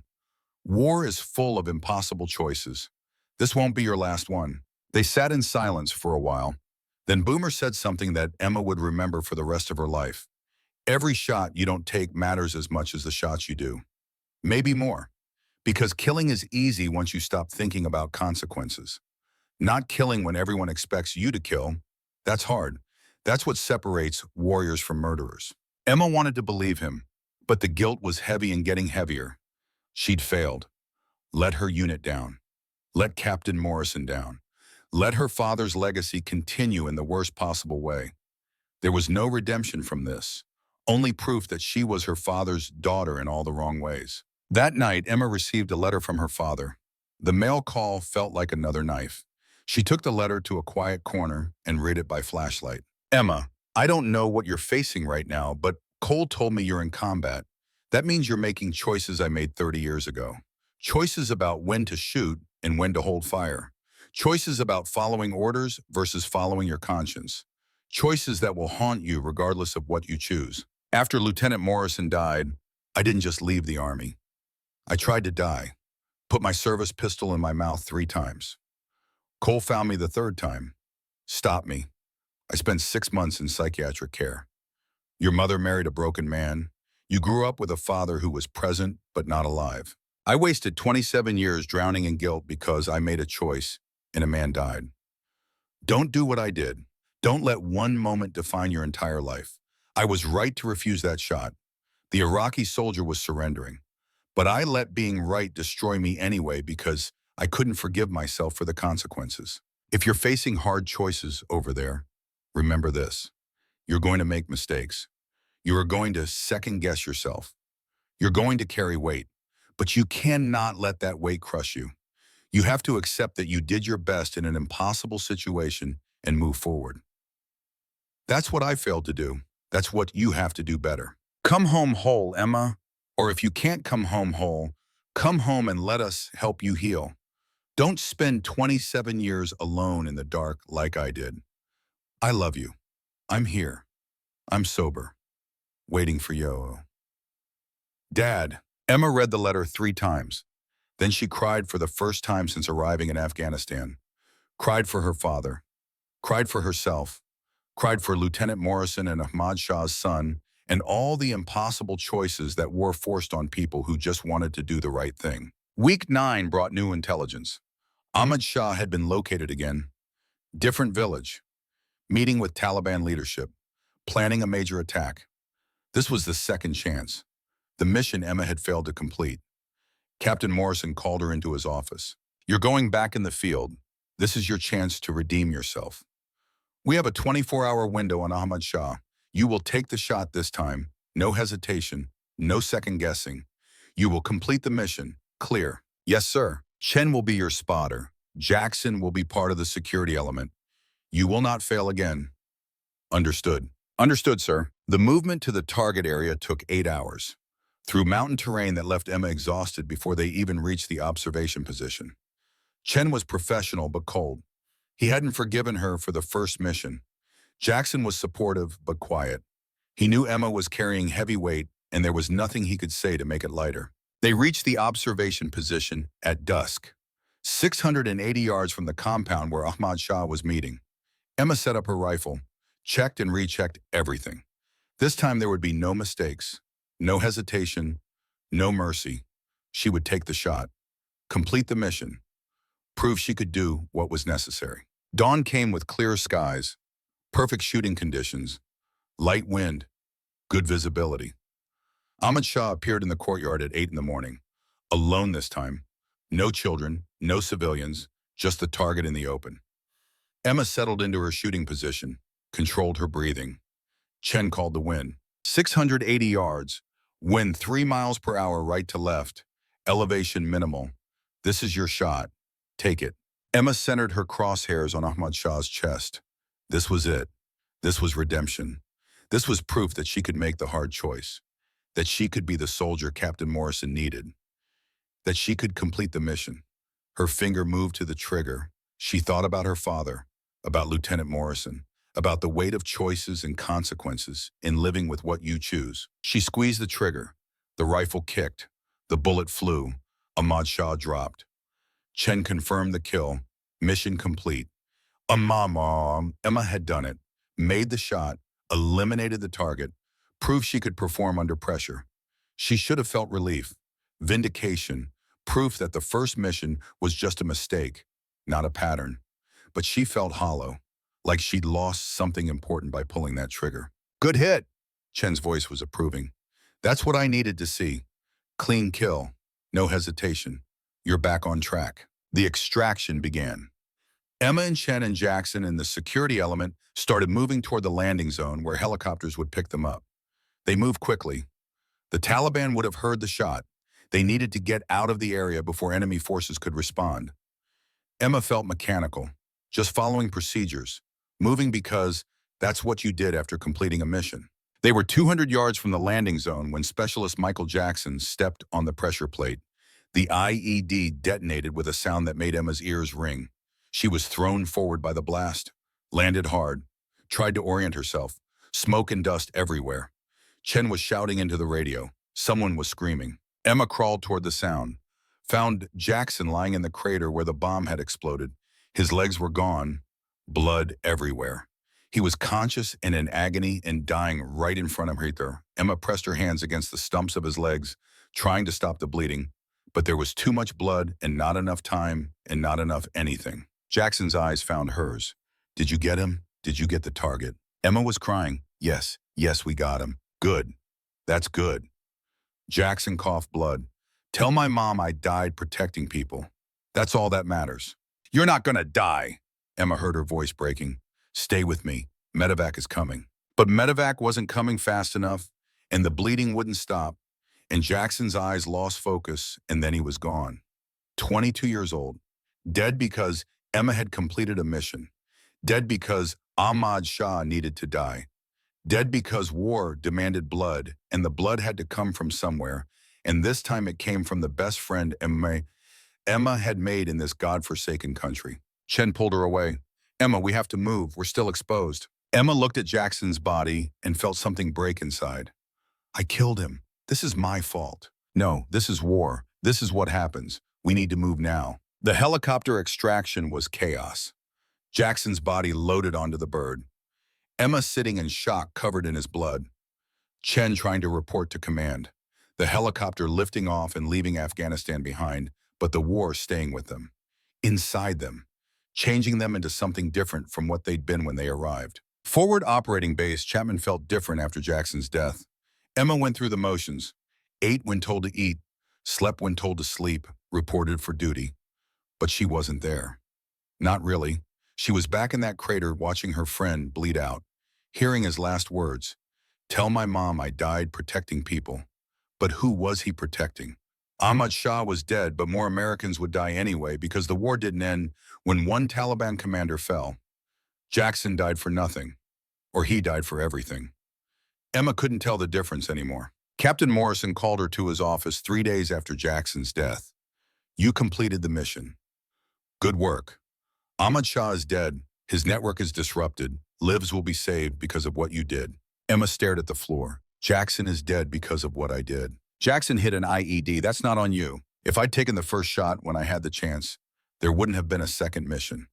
Jackson would still be alive. Morrison was quiet for a long moment. Then he said something that surprised her, maybe. Or maybe the kid would be dead and you'd be carrying different guilt. War doesn't give you good choices and bad choices, just choices and consequences. You made a call. Jackson died. That's war. You learn to live with it or it destroys you. Emma looked up. My father never learned to live with it. I know. Morrison's expression softened slightly. I spent 29 years hating your father for my uncle's death. But Major Anderson was right. Your father made a hard choice in an impossible situation. Same as you, the question is whether you let that choice define your entire life or whether you accept it and keep serving. I don't know if I can keep serving. You can. You will. Because you're a better soldier than your father gave himself credit for being. You're a better person than guilt would have you believe. Take some time, process this, then get back to work. That's how you honor Jackson, by continuing the mission. Emma left the office and found Chen waiting. He'd been avoiding her since Jackson's death. Now he approached with an expression of someone preparing to say something difficult. Jackson was my friend too. Chen's voice was rough. I served with him for 8 months. Watched him fail sniper school the first time. Watched him go back and succeed the second time. He had heart. He had courage. And he believed in protecting people even when war proved that protection was temporary. I got him killed. Number. Chen's voice got hard. The Taliban got him killed. The IED got him killed. War got him killed. You taking that second shot didn't put the bomb in the ground. You're carrying guilt that doesn't belong to you. Feels like it belongs to me. I know, Chen looked away. My first deployment, Iraq 2009. My spotter was my best friend. We'd been together since basic training. He got killed by a sniper while we were on Overwatch. I spent 2 years hunting the enemy sniper who killed him. Finally got him. 1,000-yard shot. Perfect conditions. Dropped him clean. You know what I felt. What? Nothing. Killing the man who killed my friend didn't bring him back. Didn't make the pain go away. Didn't give me closure. It just added another body to the count. Took me 5 more years to understand that grief doesn't have a solution. You just learn to carry it. How do you carry it? By remembering that the dead want us to keep living. Jackson wouldn't want you destroying yourself over his death. He'd want you to take what he taught you and use it to protect other people. That's how you honor him. Not by drowning in guilt, but by being the warrior he believed you could be. Emma wanted to believe Chen, but the guilt was massive and getting more massive. She stopped eating well, stopped sleeping more than a few hours a night. Nightmares came every time she closed her eyes. Jackson's face, the explosion, the blood, his last words. It played on repeat until Emma started to wonder if she'd ever feel anything other than this crushing weight. 2 weeks after Jackson's death, another letter arrived from her father. Emma almost didn't open it, but something made her break the seal and read. Emma, Cole told me about Specialist Jackson. Told me you are blaming yourself. Told me you're spiraling the same way I spiraled after 1991. So I'm going to tell you something I should have told you years ago. Something I was too broken to say until now. After Lieutenant Morrison died, after the court-martial, after everything fell apart, I came home and tried to be normal. Tried to be a husband and father and productive member of society. But I was haunted. Every night I'd lie awake and see Morrison's face. Wonder if I'd made the right call. Wonder if my mercy was worth his life. Your mother tried to help. Cole tried to help, but I was determined to drown alone. You were born 3 years after I came home. I held you when you were minutes old and made a promise. I promised I wouldn't let my past destroy your future. But I broke that promise. I let my guilt consume everything. I drank. I withdrew. I turned our home into a place where pain lived. Your mother left because I made it impossible for her to stay. You grew up too fast because I couldn't grow up at all. I wasted 29 years. 29 years hating myself for making a choice that might have been right.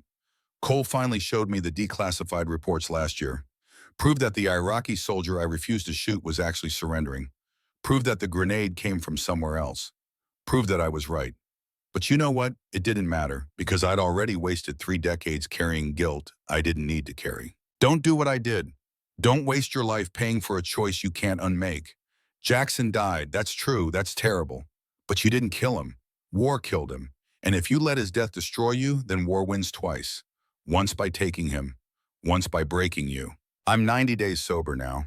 I go to VA meetings. I talk to Cole. I'm learning to live with what happened in 1991 without letting it be the only thing that defines me. You can do the same. You're stronger than I was. Smarter. More capable. Don't let war take what makes you good. Come home whole, Emma. Please. Come home whole. Dad. Emma folded the letter and put it in her pocket. Her father was fighting his demons. Finally, after 29 years. If he could do that, maybe she could too. Maybe she could carry the weight of Jackson's death without letting it crush her. Maybe she could keep serving, keep protecting, keep honoring his memory by being the soldier he believed she could be. The next day, Emma returned to training, shot 1,000 rounds, ran until her legs gave out, practiced fieldcraft until she could disappear into any terrain. Chen watched her push herself and eventually approached. You're back. I'm trying to be. Good. Because we have a briefing tomorrow. Emergency situation. Navy SEAL team pinned down. They need sniper support. Morrison wants our 2 best snipers on it. Who's the other sniper? Reed. Chen's expression was unreadable. You and Reed are going in together. This is the most important mission we've had all deployment. 8 SEALs trapped. Taliban has them surrounded. You'll provide long-range precision fire to enable their rescue. No room for error. No room for hesitation. Emma felt fear and determination mixed together. This was it. This was her chance to prove that Jackson's death hadn't broken her, that she could still do the job, that the Hayes family legacy could be courage instead of guilt. I'm ready. We'll see. Chen almost smiled. Briefing is at 0200 hours. Get some rest. You're going to need it. Emma tried to sleep but couldn't. Tomorrow she would face the biggest challenge of her military career. Tomorrow she would work alongside Travis Reed, who'd been competing with her since sniper school. Tomorrow she would have to make shots that mattered more than any she'd made before. Tomorrow, 8 Americans would live or die based on her performance. Tomorrow, Jackson's death would either define her or refine her. Tomorrow, Emma Hayes would discover if she was her father's daughter in the ways that mattered or the ways that didn't. Tomorrow, the war would test her again, and this time there would be no room for hesitation or mercy or second-guessing. Tomorrow, she would have to be perfect, or 8 men would die. Tomorrow, everything she'd learned and everything she'd lost would come together in mountains of Afghanistan, where the longest shot wasn't about distance, but about courage, about making the right choice even when every choice felt wrong, about being a warrior instead of just a shooter. Emma lay in her bunk and held her father's knife and Jackson's dog tags that she'd taken from his body. Tomorrow she would honor them both, by being brave, by being skilled, by being the protector she'd promised to be when she first put on the uniform.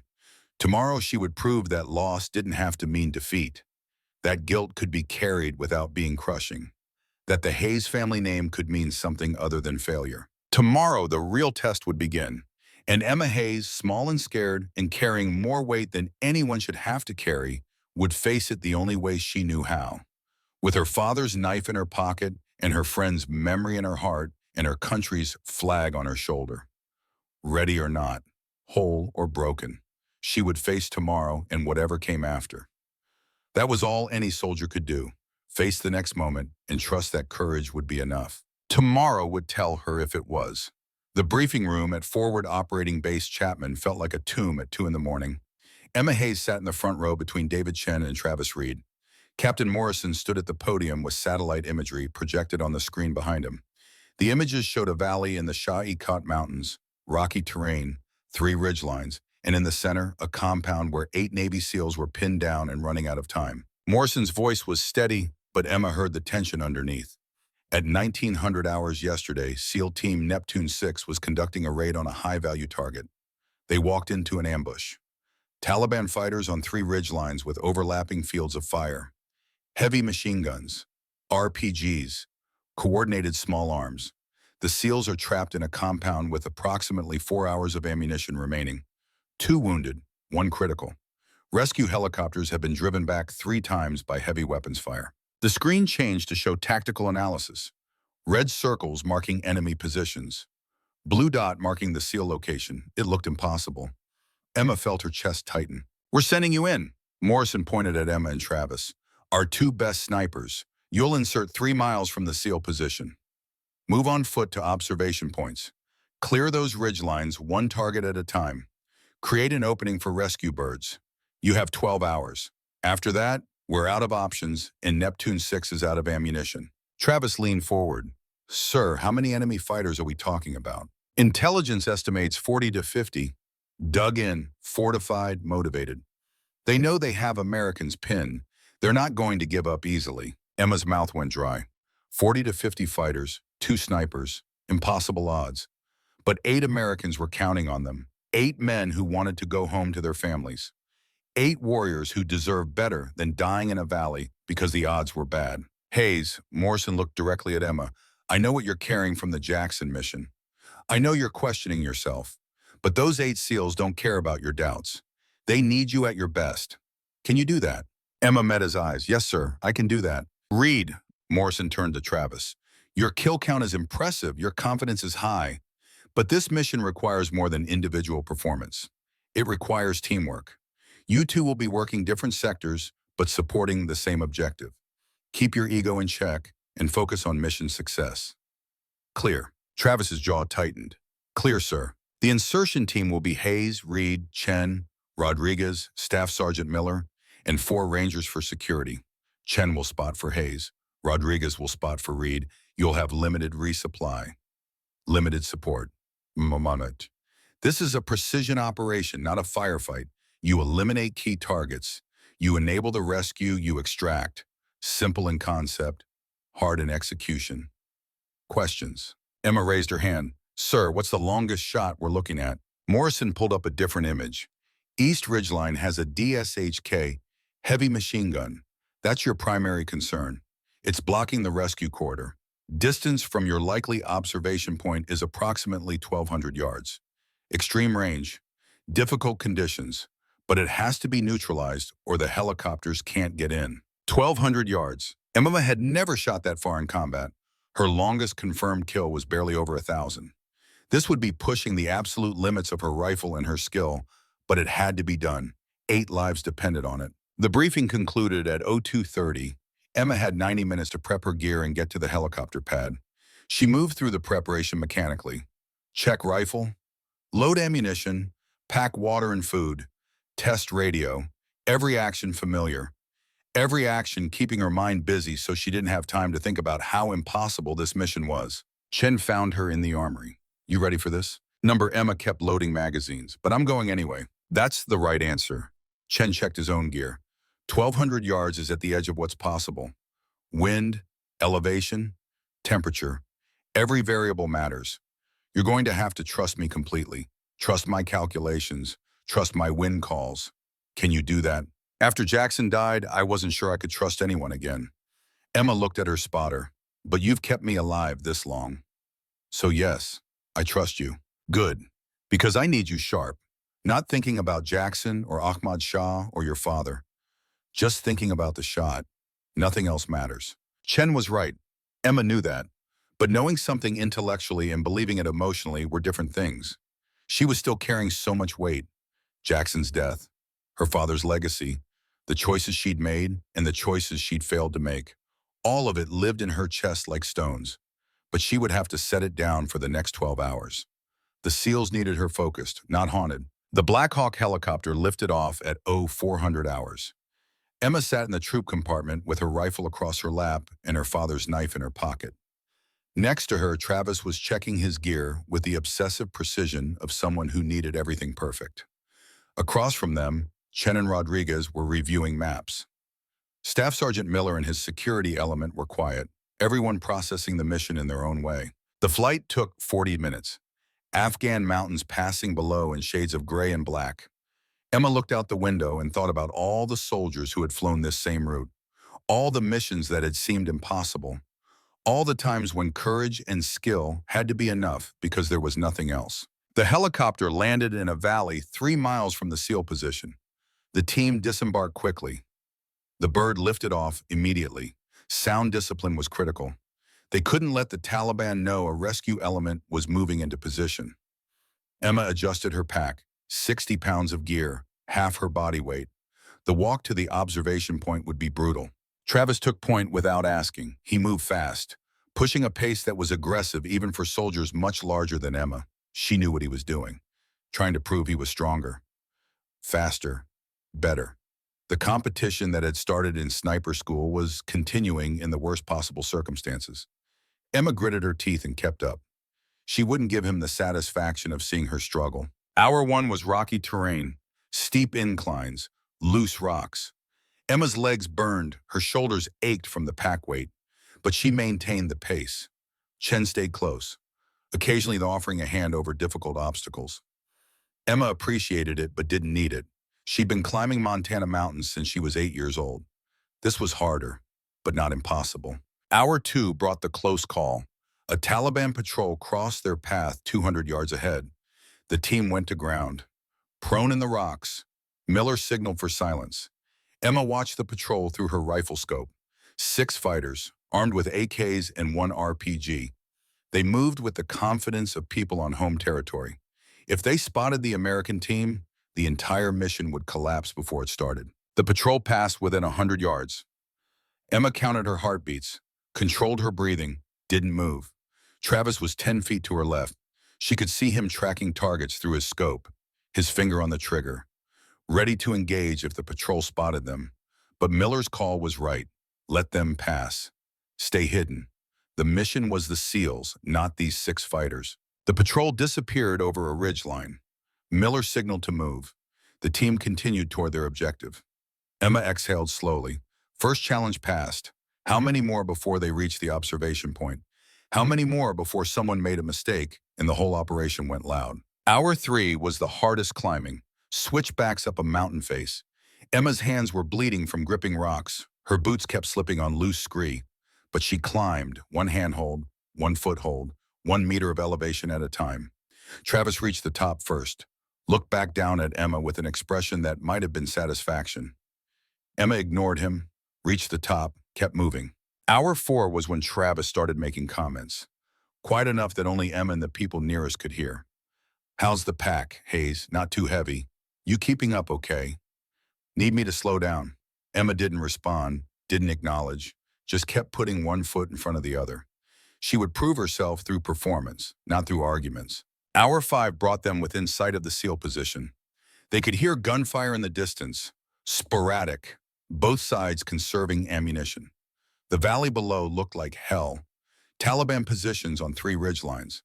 The compound in the center, smoke rising. The SEALs were still fighting, still alive.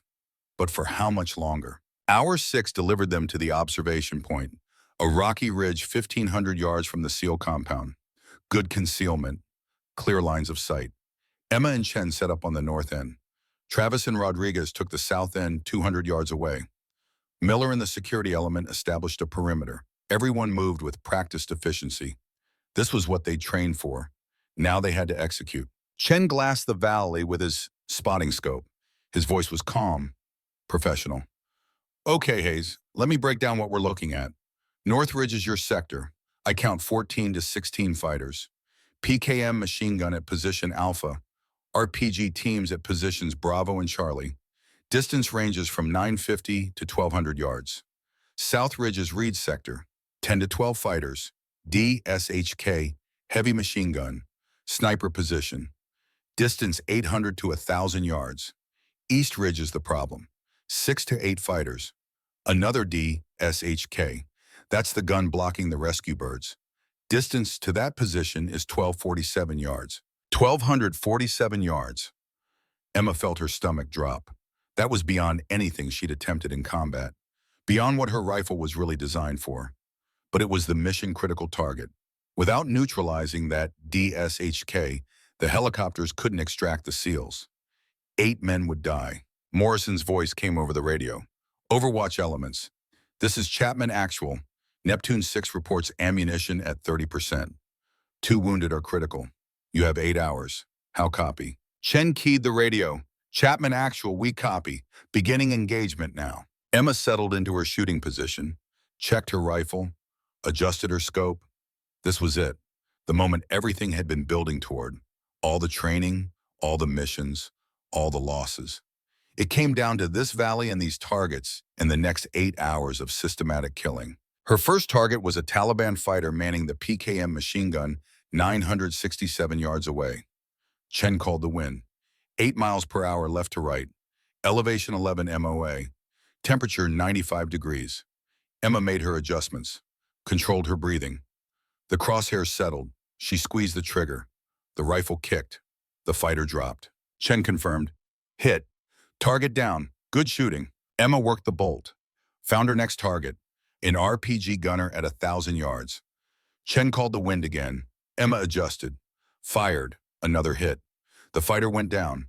His weapon clattered on the rocks. 2 down, 40 more to go. Over the next 6 hours, Emma worked through her sector with methodical precision.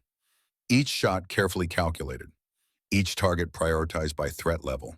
Machine gunners first. RPG teams second. Leaders third. Regular fighters last. Chen spotted an Emma shot in the enemy positions on the North Ridge, slowly degraded from overwhelming force to manageable resistance. Travis was engaging his sector too. Emma could hear his shots echoing across the valley, but she focused on her own work. Didn't worry about his kill count or his performance. Just concentrated on making each shot matter. By hour 6, Emma had eliminated 14 targets. Her accuracy rate was exceptional. 18 shots, 14 kills. 4 misses because targets moved at the last second or wind shifted unexpectedly. But overall, solid performance. Chen was watching the East Ridge. The DSHK heavy machine gun was still active, still firing at any helicopter that approached. That gun was the key. Without neutralizing it, the mission failed. Travis had tried twice to hit it. Emma had heard his shots and heard Rodriguez's frustrated radio calls. 1247 yards. Travis couldn't make the shot. Morrison came over the radio again. Hayes, Reed, Neptune 6 is at 15% ammunition. They have maybe 90 minutes. That East Ridge DSHK has to go down now. Who's taking the shot? Travis responded first. I can make it, just need to adjust my position for a better angle. Chen looked at Emma. You know he can't. He's tried twice. Missed both times. He's too frustrated. Too rushed. You need to take this shot. Emma studied the target through her scope. 1,247 yards. The Taliban fighter was partially concealed behind sandbags. Only his upper torso visible when he fired the weapon. Wind was variable, 12 miles per hour with gusts to 15. Quartering from the left. Elevation change was 400 feet down from her position. Temperature was 95 degrees, humidity 30%. Every environmental factor mattered at this range. I'll take it. Emma's voice was steady even though her hands wanted to shake. Chen, I need your best wind call. This has to be perfect. Chen adjusted his spotting scope, started reading the environment. Mirage, vegetation movement, dust patterns, building a complete picture of the wind between Emma's position and the target. This was what made a great spotter. Not just calling numbers, but understanding the invisible forces that would push the bullet off course. Hayes, Chapman actual. Morrison's voice was tense. Do you have the shot? Working on it, sir. Give me 5 minutes. You don't have 5 minutes. You have 2. That DSHK just hit another helicopter attempt. The bird had to abort. We're running out of options. Emma felt pressure building. 2 minutes to calculate a shot that would normally take 15. 2 minutes to make the most important shot of her life. 2 minutes to save 8 men or condemn them. Her breathing got faster. She forced it to slow, forced herself to focus. Then her radio crackled on the command channel, the one that was supposed to be for mission-critical communications only. Morrison's voice. Hayes, I have a priority message from stateside. Your father, James Hayes. He collapsed this morning. Massive heart attack, Billings Hospital, status critical. Emma's world stopped. Everything disappeared except those words. Your father. Heart attack. Critical. She couldn't breathe. Couldn't think. Couldn't process anything except that her father was dying 7,000 miles away, and she was here in the mountains, and she couldn't do anything about it. Chen saw her face. Emma, what's wrong? My father. Emma heard her voice crack. He's dying. Heart attack. I need to go. I need to. Chen put his hand on her shoulder. Emma, listen to me. There's no extraction available. No way to get you out of this valley for at least 12 hours. Even if there was, you couldn't reach Montana in time. You know that. Emma wanted to scream, wanted to throw down her rifle and demand immediate evacuation, wanted to be anywhere but here. But Chen was right. There was no way out, no way to reach her father before he died. She was trapped by mission and geography and the cruel reality that sometimes you couldn't save the people who mattered most. Morrison came back on the radio. Hayes, I'm sorry. I know this is impossible, but I need you to focus. 8 men are counting on you. Make the shot. Then we'll get you home. Emma closed her eyes, thought about her father, thought about all his letters during this deployment, thought about him getting sober, thought about him finally healing from 1991, thought about him dying alone in a Montana hospital while she was halfway around the world with a rifle in her hands. She thought about what he would want her to do, and she knew. He would want her to complete the mission. He would want her to save the 8 men who needed saving. He would want her to make the choice he'd made in 1991. To do what was right even when it cost everything. Even when it meant losing the person you loved most. Emma opened her eyes. Her hands were steady now. The pressure was gone, replaced by clarity, by purpose, by the understanding that this was what her father had been preparing her for. Not just the shot, but the choice, the impossible choice between what you wanted and what was necessary. Chen, Emma's voice was calm. Give me the wind call. Chen studied her face. You sure? My father would want me to finish this. Emma gripped her rifle. He spent 29 years regretting the choice he made. I won't spend the rest of my life regretting not making this shot. Give me the win. Chen nodded, respect in his eyes. Okay, 1,247 yards. Wind 12 miles per hour with gusts to 15. Quartering left. Call it 3 MOA correction. Elevation change is 400 feet. Call it 14 MOA up. Coriolis effect at this range adds 0.5 MOA right. Temperature and humidity are negligible. Total correction is 14 MOA up and 2.5 MOA left. Emma made the adjustments to her scope, settled into her shooting position, found the target through the magnification. The Taliban fighter was manning the DSHK, completely unaware that someone over 3/4 of a mile away was calculating his death. Emma controlled her breathing, thought about her father, about Jackson, about every person who had believed in her, about Master Sergeant Cole's wisdom, about Major Anderson's redemption, about the weight of carrying a legacy and the courage to write a different ending. She thought about the 8 Navy SEALs in the valley below, men with families, men with futures, men who deserved to go home. And she thought about her father dying in Montana, alone by him, but knowing that his daughter was doing what he'd taught her to do, protecting people who couldn't protect themselves, making the hard choice, carrying the weight without being crushed by it. The crosshair settled on the target. Emma's finger moved to the trigger. Time slowed. The world narrowed to just her and the rifle and the 1,247 yards of space between her and the target. She exhaled halfway, held it, and squeezed. The rifle kicked. The bullet left the barrel at 2,900 feet per second. Flight time would be 2.1 seconds. Emma kept her eye to the scope. Watched the bullet's trace. Watched the impact point. 2 seconds felt like forever. Felt like her entire life compressed into the space between firing and impact. The bullet struck center mass. The Taliban fighter dropped. The DSHK fell silent. Chen's voice exploded with excitement. Hit! Confirmed kill! 1,247 yards! Emma, that's the longest confirmed kill in Ranger history. Morrison came over the radio. Outstanding shooting, Hayes. Rescue birds are inbound. Neptune 6 is being extracted now. You just saved 8 lives. Emma lowered her rifle. She should feel something, pride, relief, victory. But she felt hollow. She'd made the shot, saved the men, completed the mission. But her father was dying and she wasn't there. She'd chosen the mission over him, made the same impossible choice he'd made in 1991. And now she would carry that choice for the rest of her life. The SEAL team leader came over the radio. Unknown sniper, this is Neptune 6 actual. You just gave 8 fathers and husbands and sons another chance to go home. We will never forget this. Thank you. Emma couldn't respond, couldn't find words. Chen squeezed her shoulder. You did good. Your father would be proud. Would he? Emma's voice was barely a whisper. Or would he say I should have chosen him, should have demanded extraction, should have been there? He would say you made the right call in an impossible situation. That's what warriors do. That's what your father did in 1991. That's what you did today.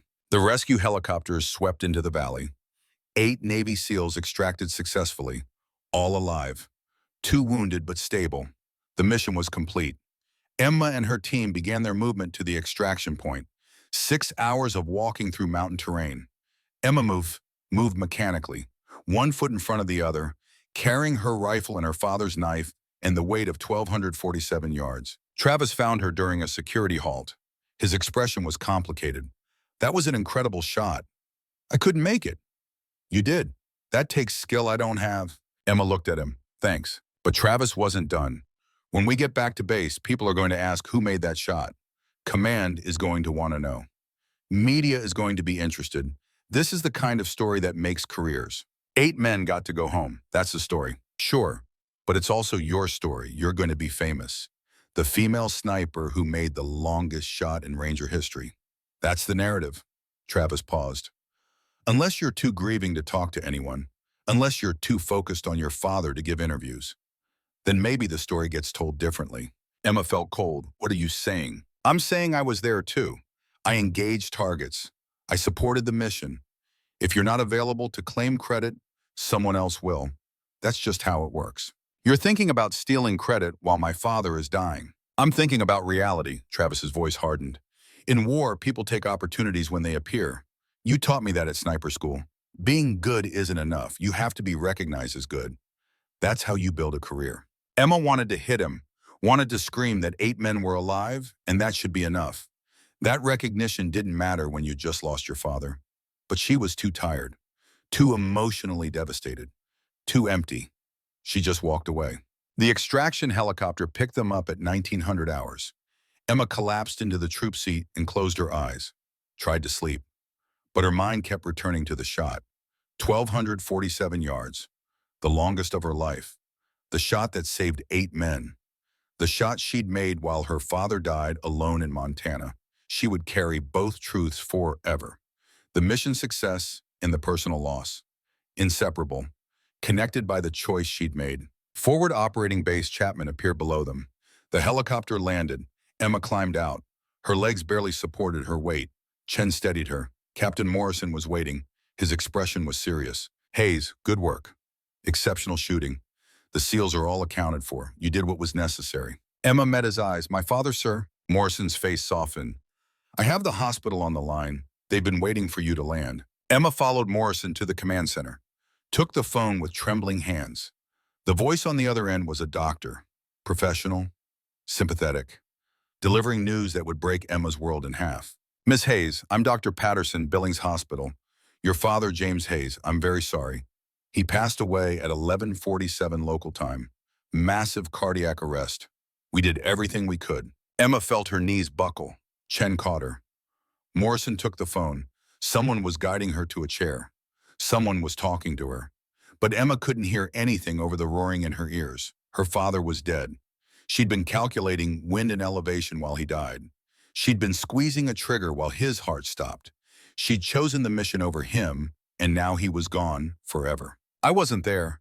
Emma heard herself saying it over and over. I wasn't there. He died alone. I should have been there. Chen knelt beside her. Emma, even if you'd left immediately after getting the news, you couldn't have reached him in time. The shot was at 11:25. He died at 11:47. 22 minutes. You couldn't have made it even with a direct flight. But I could have talked to him. Could have told him I loved him. Could have been on the phone when he died instead of killing someone 1,200 yards away. Morrison put his hand on her shoulder. Hayes, I'm granting you emergency leave. You'll be on a transport tomorrow. We'll get you home for the funeral. Emma nodded but couldn't process it. Home. Funeral. Her father was dead. The man who taught her to shoot. Who'd given her his knife and his dog tags and his legacy of impossible choices. Gone. And she'd been in Afghanistan making the choice he'd made. Proving that courage and sacrifice were inseparable. Proving that being right wasn't the same as being whole. That night, Emma lay in her bunk and read the last letter her father had sent. Written a week before he died. She'd received it that morning but hadn't had time to read it before the mission. Now she read it with tears streaming down her face. Emma, if you're reading this, something has happened. I've been having chest pains. The doctor says my heart is damaged from 29 years of stress and drinking and carrying weight I should have set down decades ago. He says I might have months, might have years, might have days. I don't know. But I'm writing this in case I don't get to say it later. I'm proud of you. Prouder than I've ever been of anything in my life. You took the broken legacy I gave you and turned it into something beautiful. You became the soldier I should have been. The warrior who makes hard choices and lives with them without letting them destroy you. That's courage I never had. If something happens to me while you're deployed, I want you to know something. The choice I made in 1991 was right, but I wasted 29 years thinking it was wrong. Don't make my mistake. Don't let guilt consume you. Whatever choices you're making over there, trust yourself. Trust your training. Trust that you're doing your best in impossible situations. And if you have to choose between the mission and me, choose the mission. That's what I'm asking you to do. Don't let me be the reason 8 other fathers don't come home. Don't let my death stop you from saving lives. That's not how I want to be remembered. I want to be remembered as the father who taught his daughter to be brave, to be skilled, to make the hard choice even when it costs everything. I love you. I'm sober. I'm healing. And if I die before you come home, know that I died proud. Proud of who you became. Proud that you carried our family name and made it mean honor again. That's enough for me. That's more than enough, Dad. Emma read the letter 3 times. Her father had known. Known he was dying. Known she might face an impossible choice.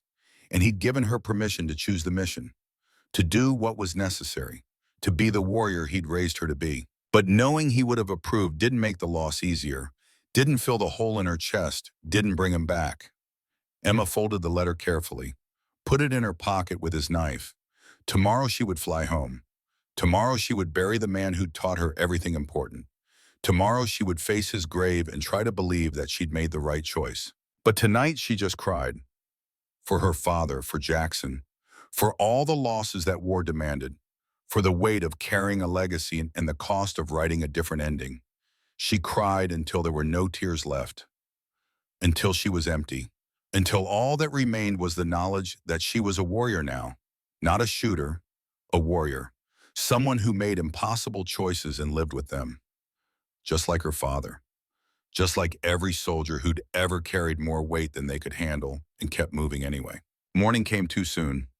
Emma packed her gear, said goodbye to Chen, who promised to look after her stuff while she was gone, walked to the helicopter pad where a transport waited to take her to Kandahar, and then Germany, and then home.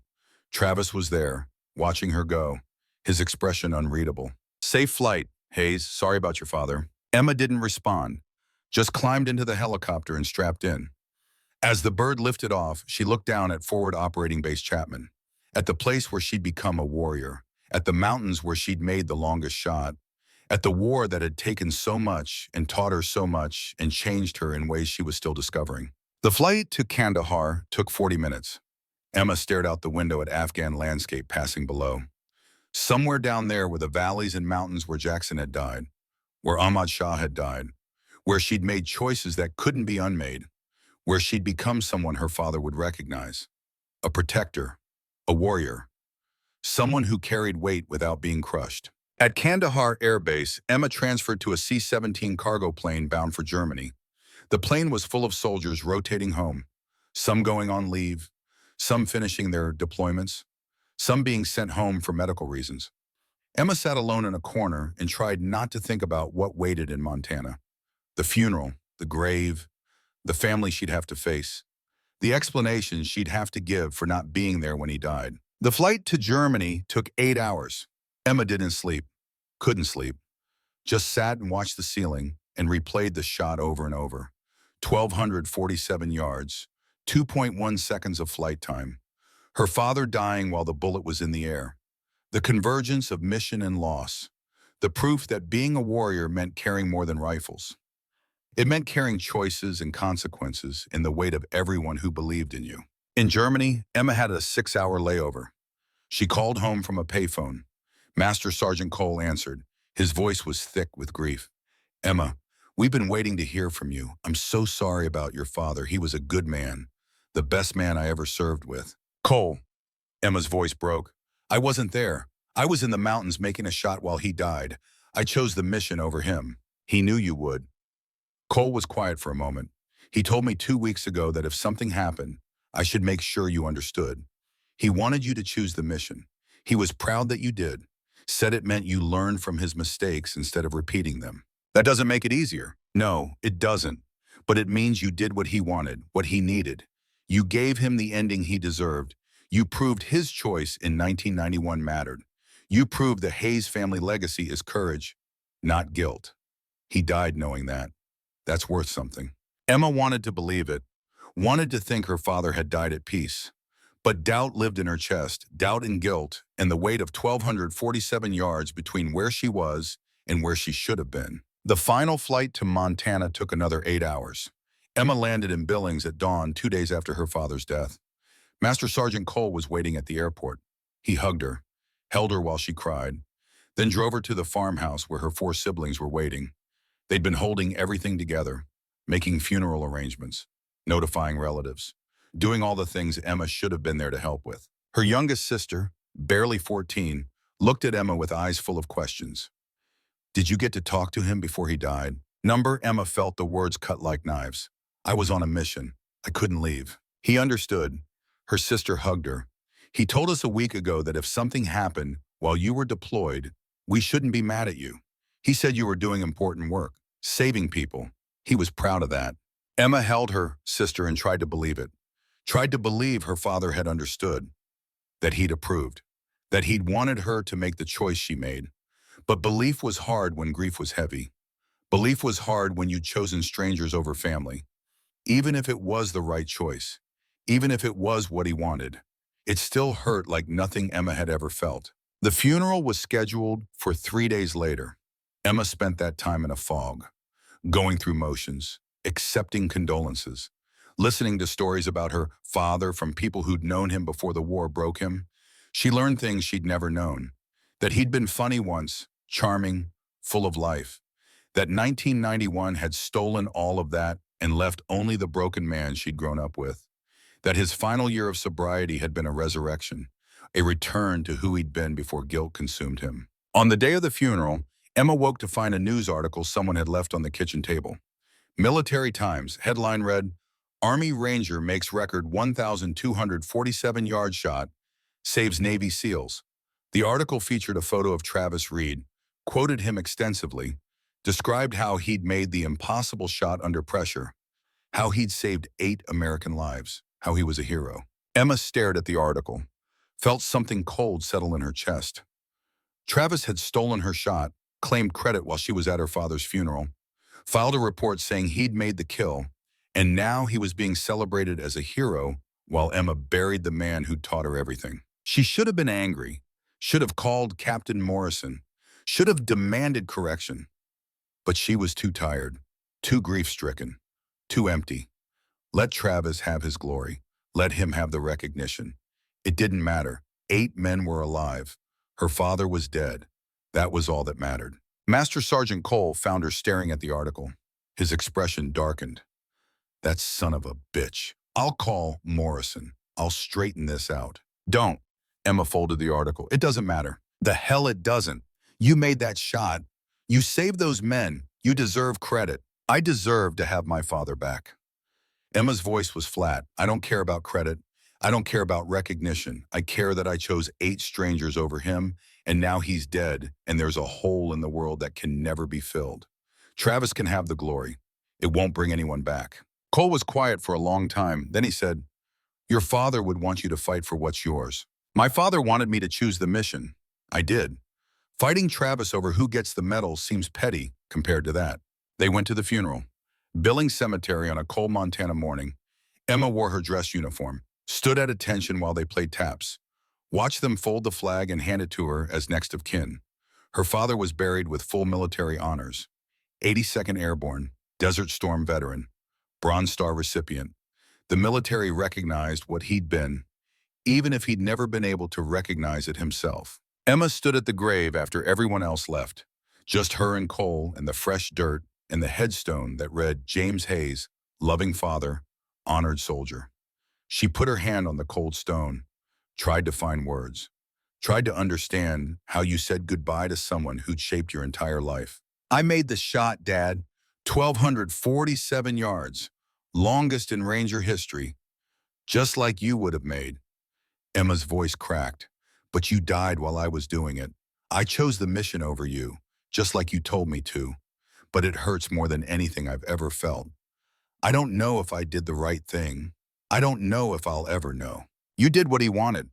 Cole stood beside her. "He died knowing you were the soldier he'd always hoped you'd be, that you had the courage to make hard choices, that you didn't let his legacy of guilt become yours.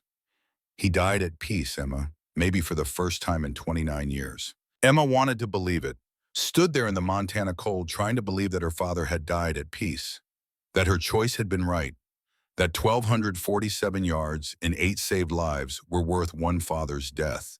But certainty was impossible. Truth was complicated.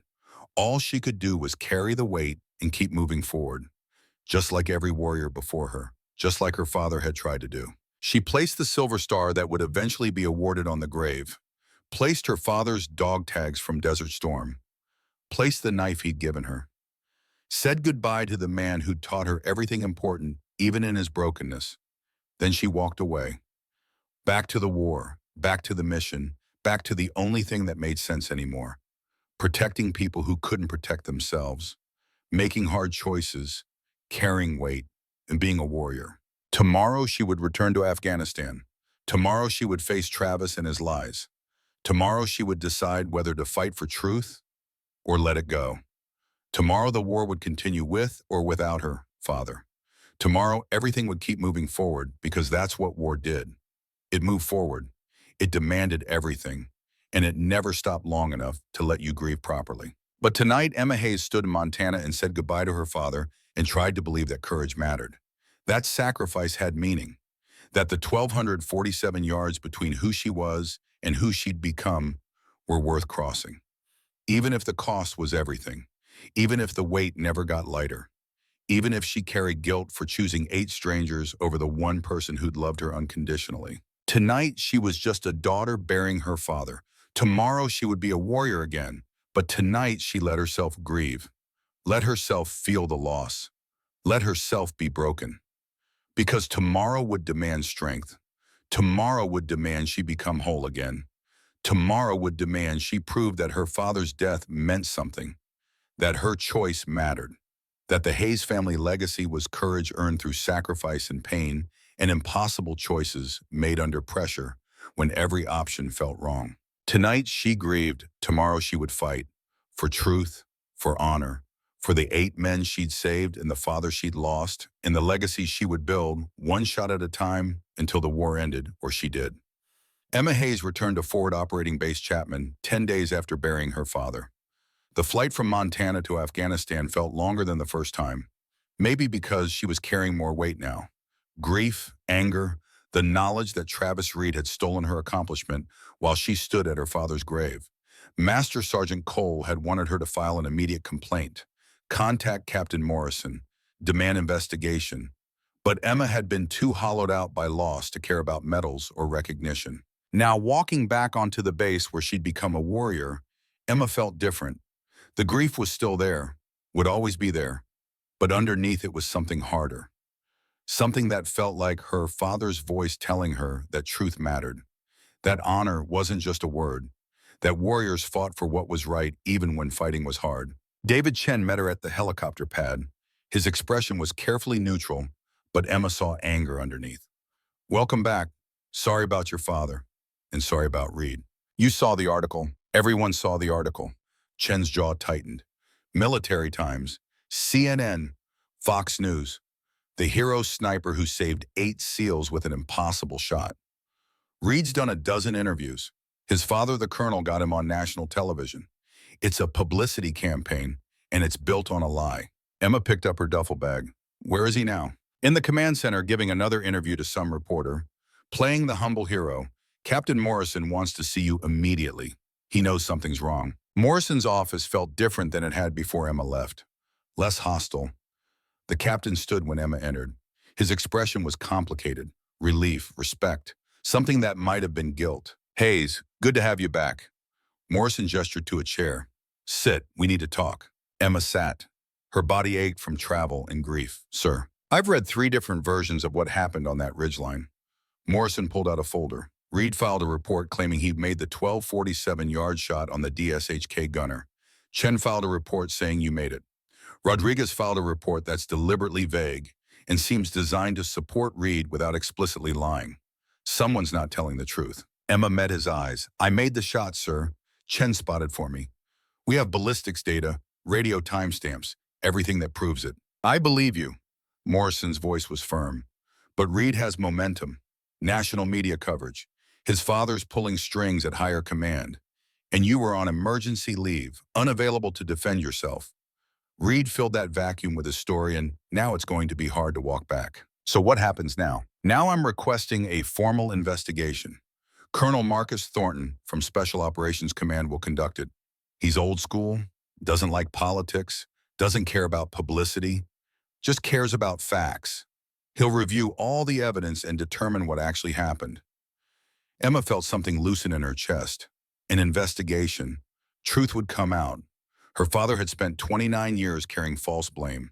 She wouldn't spend 1 year carrying someone else's glory. "When does the investigation start?" "Thornton arrives tomorrow." Morrison paused. "Hayes, I need to tell you something. I was wrong about you, about your father. I spent my entire adult life hating James Hayes for my uncle's death. When you showed up here, I wanted you to fail. Wanted to prove that the Hayes family legacy was cowardice. But you proved me wrong. You made choices your father made, but you didn't let them destroy you. You kept serving. That takes strength I didn't give you credit for. Thank you, sir. Your father was right in 1991. Took me 29 years to accept it. Don't let it take Reed 29 years to admit he was wrong. Fight for the truth now. That's what your father would want. Emma left the office and found Chen waiting. They walked to the barracks together in silence. Finally, Chen said what Emma had been thinking. Reed's going to fight this. He's invested now. National hero, his father's pride. Backing down would destroy his career. He'll lie under oath if he has to. Then we prove he's lying. Emma felt resolve harden. My father carried false blame for 3 decades. I'm not letting Reed carry false honor for 3 days. We fight this, we win, and we make sure everyone knows the truth. That's the spirit. Chen almost smiled. I've already started gathering evidence. Radio logs, ballistic data, photos from my spotting scope, timeline documentation. Everything that proves you made that shot. We're going to bury Reed in facts. The next morning, Colonel Marcus Thornton arrived at Forward Operating Base Chapman. He was 55 years old with gray hair and the bearing of someone who'd spent 3 decades in uniform. His first action was to sequester all personnel involved in the mission. No one could talk to each other until he'd interviewed them individually. Standard procedure to prevent story coordination. Emma was called in third, after Chen, after Travis. She sat across from Thornton in a commandeered office and felt him studying her with sharp eyes that missed nothing. Sergeant Hayes, Colonel Thornton's voice was neutral. Tell me about the mission. Start from the beginning. Don't leave anything out. Emma walked him through it. The briefing, the insertion, the 6-hour movement, the observation point, the systematic engagement of targets, the 12-47-yard shot. She spoke clearly, factually, no emotion, just what happened. Thornton took notes. When she finished, he looked up. You received news about your father during the mission? Correct. Yes, sir. While I was preparing the long-range shot, that must have been difficult. Making that shot while knowing your father was dying. It was the hardest thing I've ever done, sir. But it's what he would have wanted. He spent his life regretting a choice he made in combat. I wasn't going to repeat that. I made the shot, saved the men, and lost my father. Both things are true. Thornton was quiet for a long moment. Your father was James Hayes, 82nd Airborne, Desert Storm. Yes, sir. I served with him. Briefly, in 1990 before deployment. He was a good soldier. I heard what happened in 1991. Heard he refused an order and a man died. The whole army heard that story. It followed him forever. Emma felt tears threaten, but held them back. The whole story wasn't true, sir. The declassified reports proved my father made the right call. But he never knew that. He died thinking he'd failed. Thornton nodded slowly. I read those reports last year. Your father got a raw deal. The army needed someone to blame. He was convenient. That was wrong. And it seems like Reed is trying to do the same thing to you. Take credit that isn't his because it's convenient. Yes, sir. Well, I'm not going to let that happen. Thornton closed his folder. I don't care about Reed's father. I don't care about media attention. I care about facts, and the facts will determine this case. Dismissed. Emma left the interview feeling something she hadn't felt in weeks. Hope. Thornton was fair, professional. He would find the truth. But could truth overcome momentum? Could facts beat publicity? Emma didn't know, but she was about to find out. Over the next 3 days, Thornton interviewed everyone. Chen, Rodriguez, Miller, the Rangers who'd provided security. He reviewed radio logs and ballistic data. He examined rifle telemetry that recorded every shot fired. He built a timeline down to the second. And slowly, methodically, he constructed what actually happened on that ridgeline. Rodriguez broke first. Emma heard about it from Chen. Rodriguez had been carrying guilt since filing his vague report. Guilt that got heavier every time he saw Travis on television, claiming credit for Emma's shot. Finally, during his second interview with Thornton, Rodriguez confessed. Chen found Emma at the rifle range. Rodriguez told Thornton the truth, admitted that Travis pressured him to file a report that supported Travis's version. Said Travis threatened his career if Rodriguez didn't back him up. Rodriguez feels like shit about it, but at least he's finally being honest. Will that be enough, combined with everything else? Chen pulled out his own notes. Radio logs show you made the shot at 11:25:34 hours. exactly when the DASHK gunner was killed. Travis's rifle data shows he fired at the East Ridge at 10:30 and 10:45.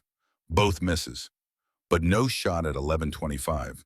The ballistics don't lie. Emma felt relief wash over her. Then it's over. The truth will come out. Not quite.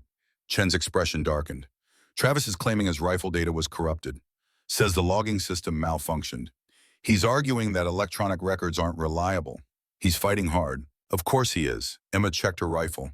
He's invested everything in this lie. His reputation, his father's pride. Backing down would destroy him. Good. He deserves to be destroyed. What he did to you while you were burying your father, that's unforgivable. Emma finished cleaning her rifle. My father spent 29 years destroyed by a false narrative. I don't want that for anyone, not even Travis. I just want the truth acknowledged. You're more generous than I would be. Maybe. Or maybe I'm just tired of lies. Tired of people carrying blame or credit they don't deserve. Tired of the truth being optional. My father died thinking he was a coward.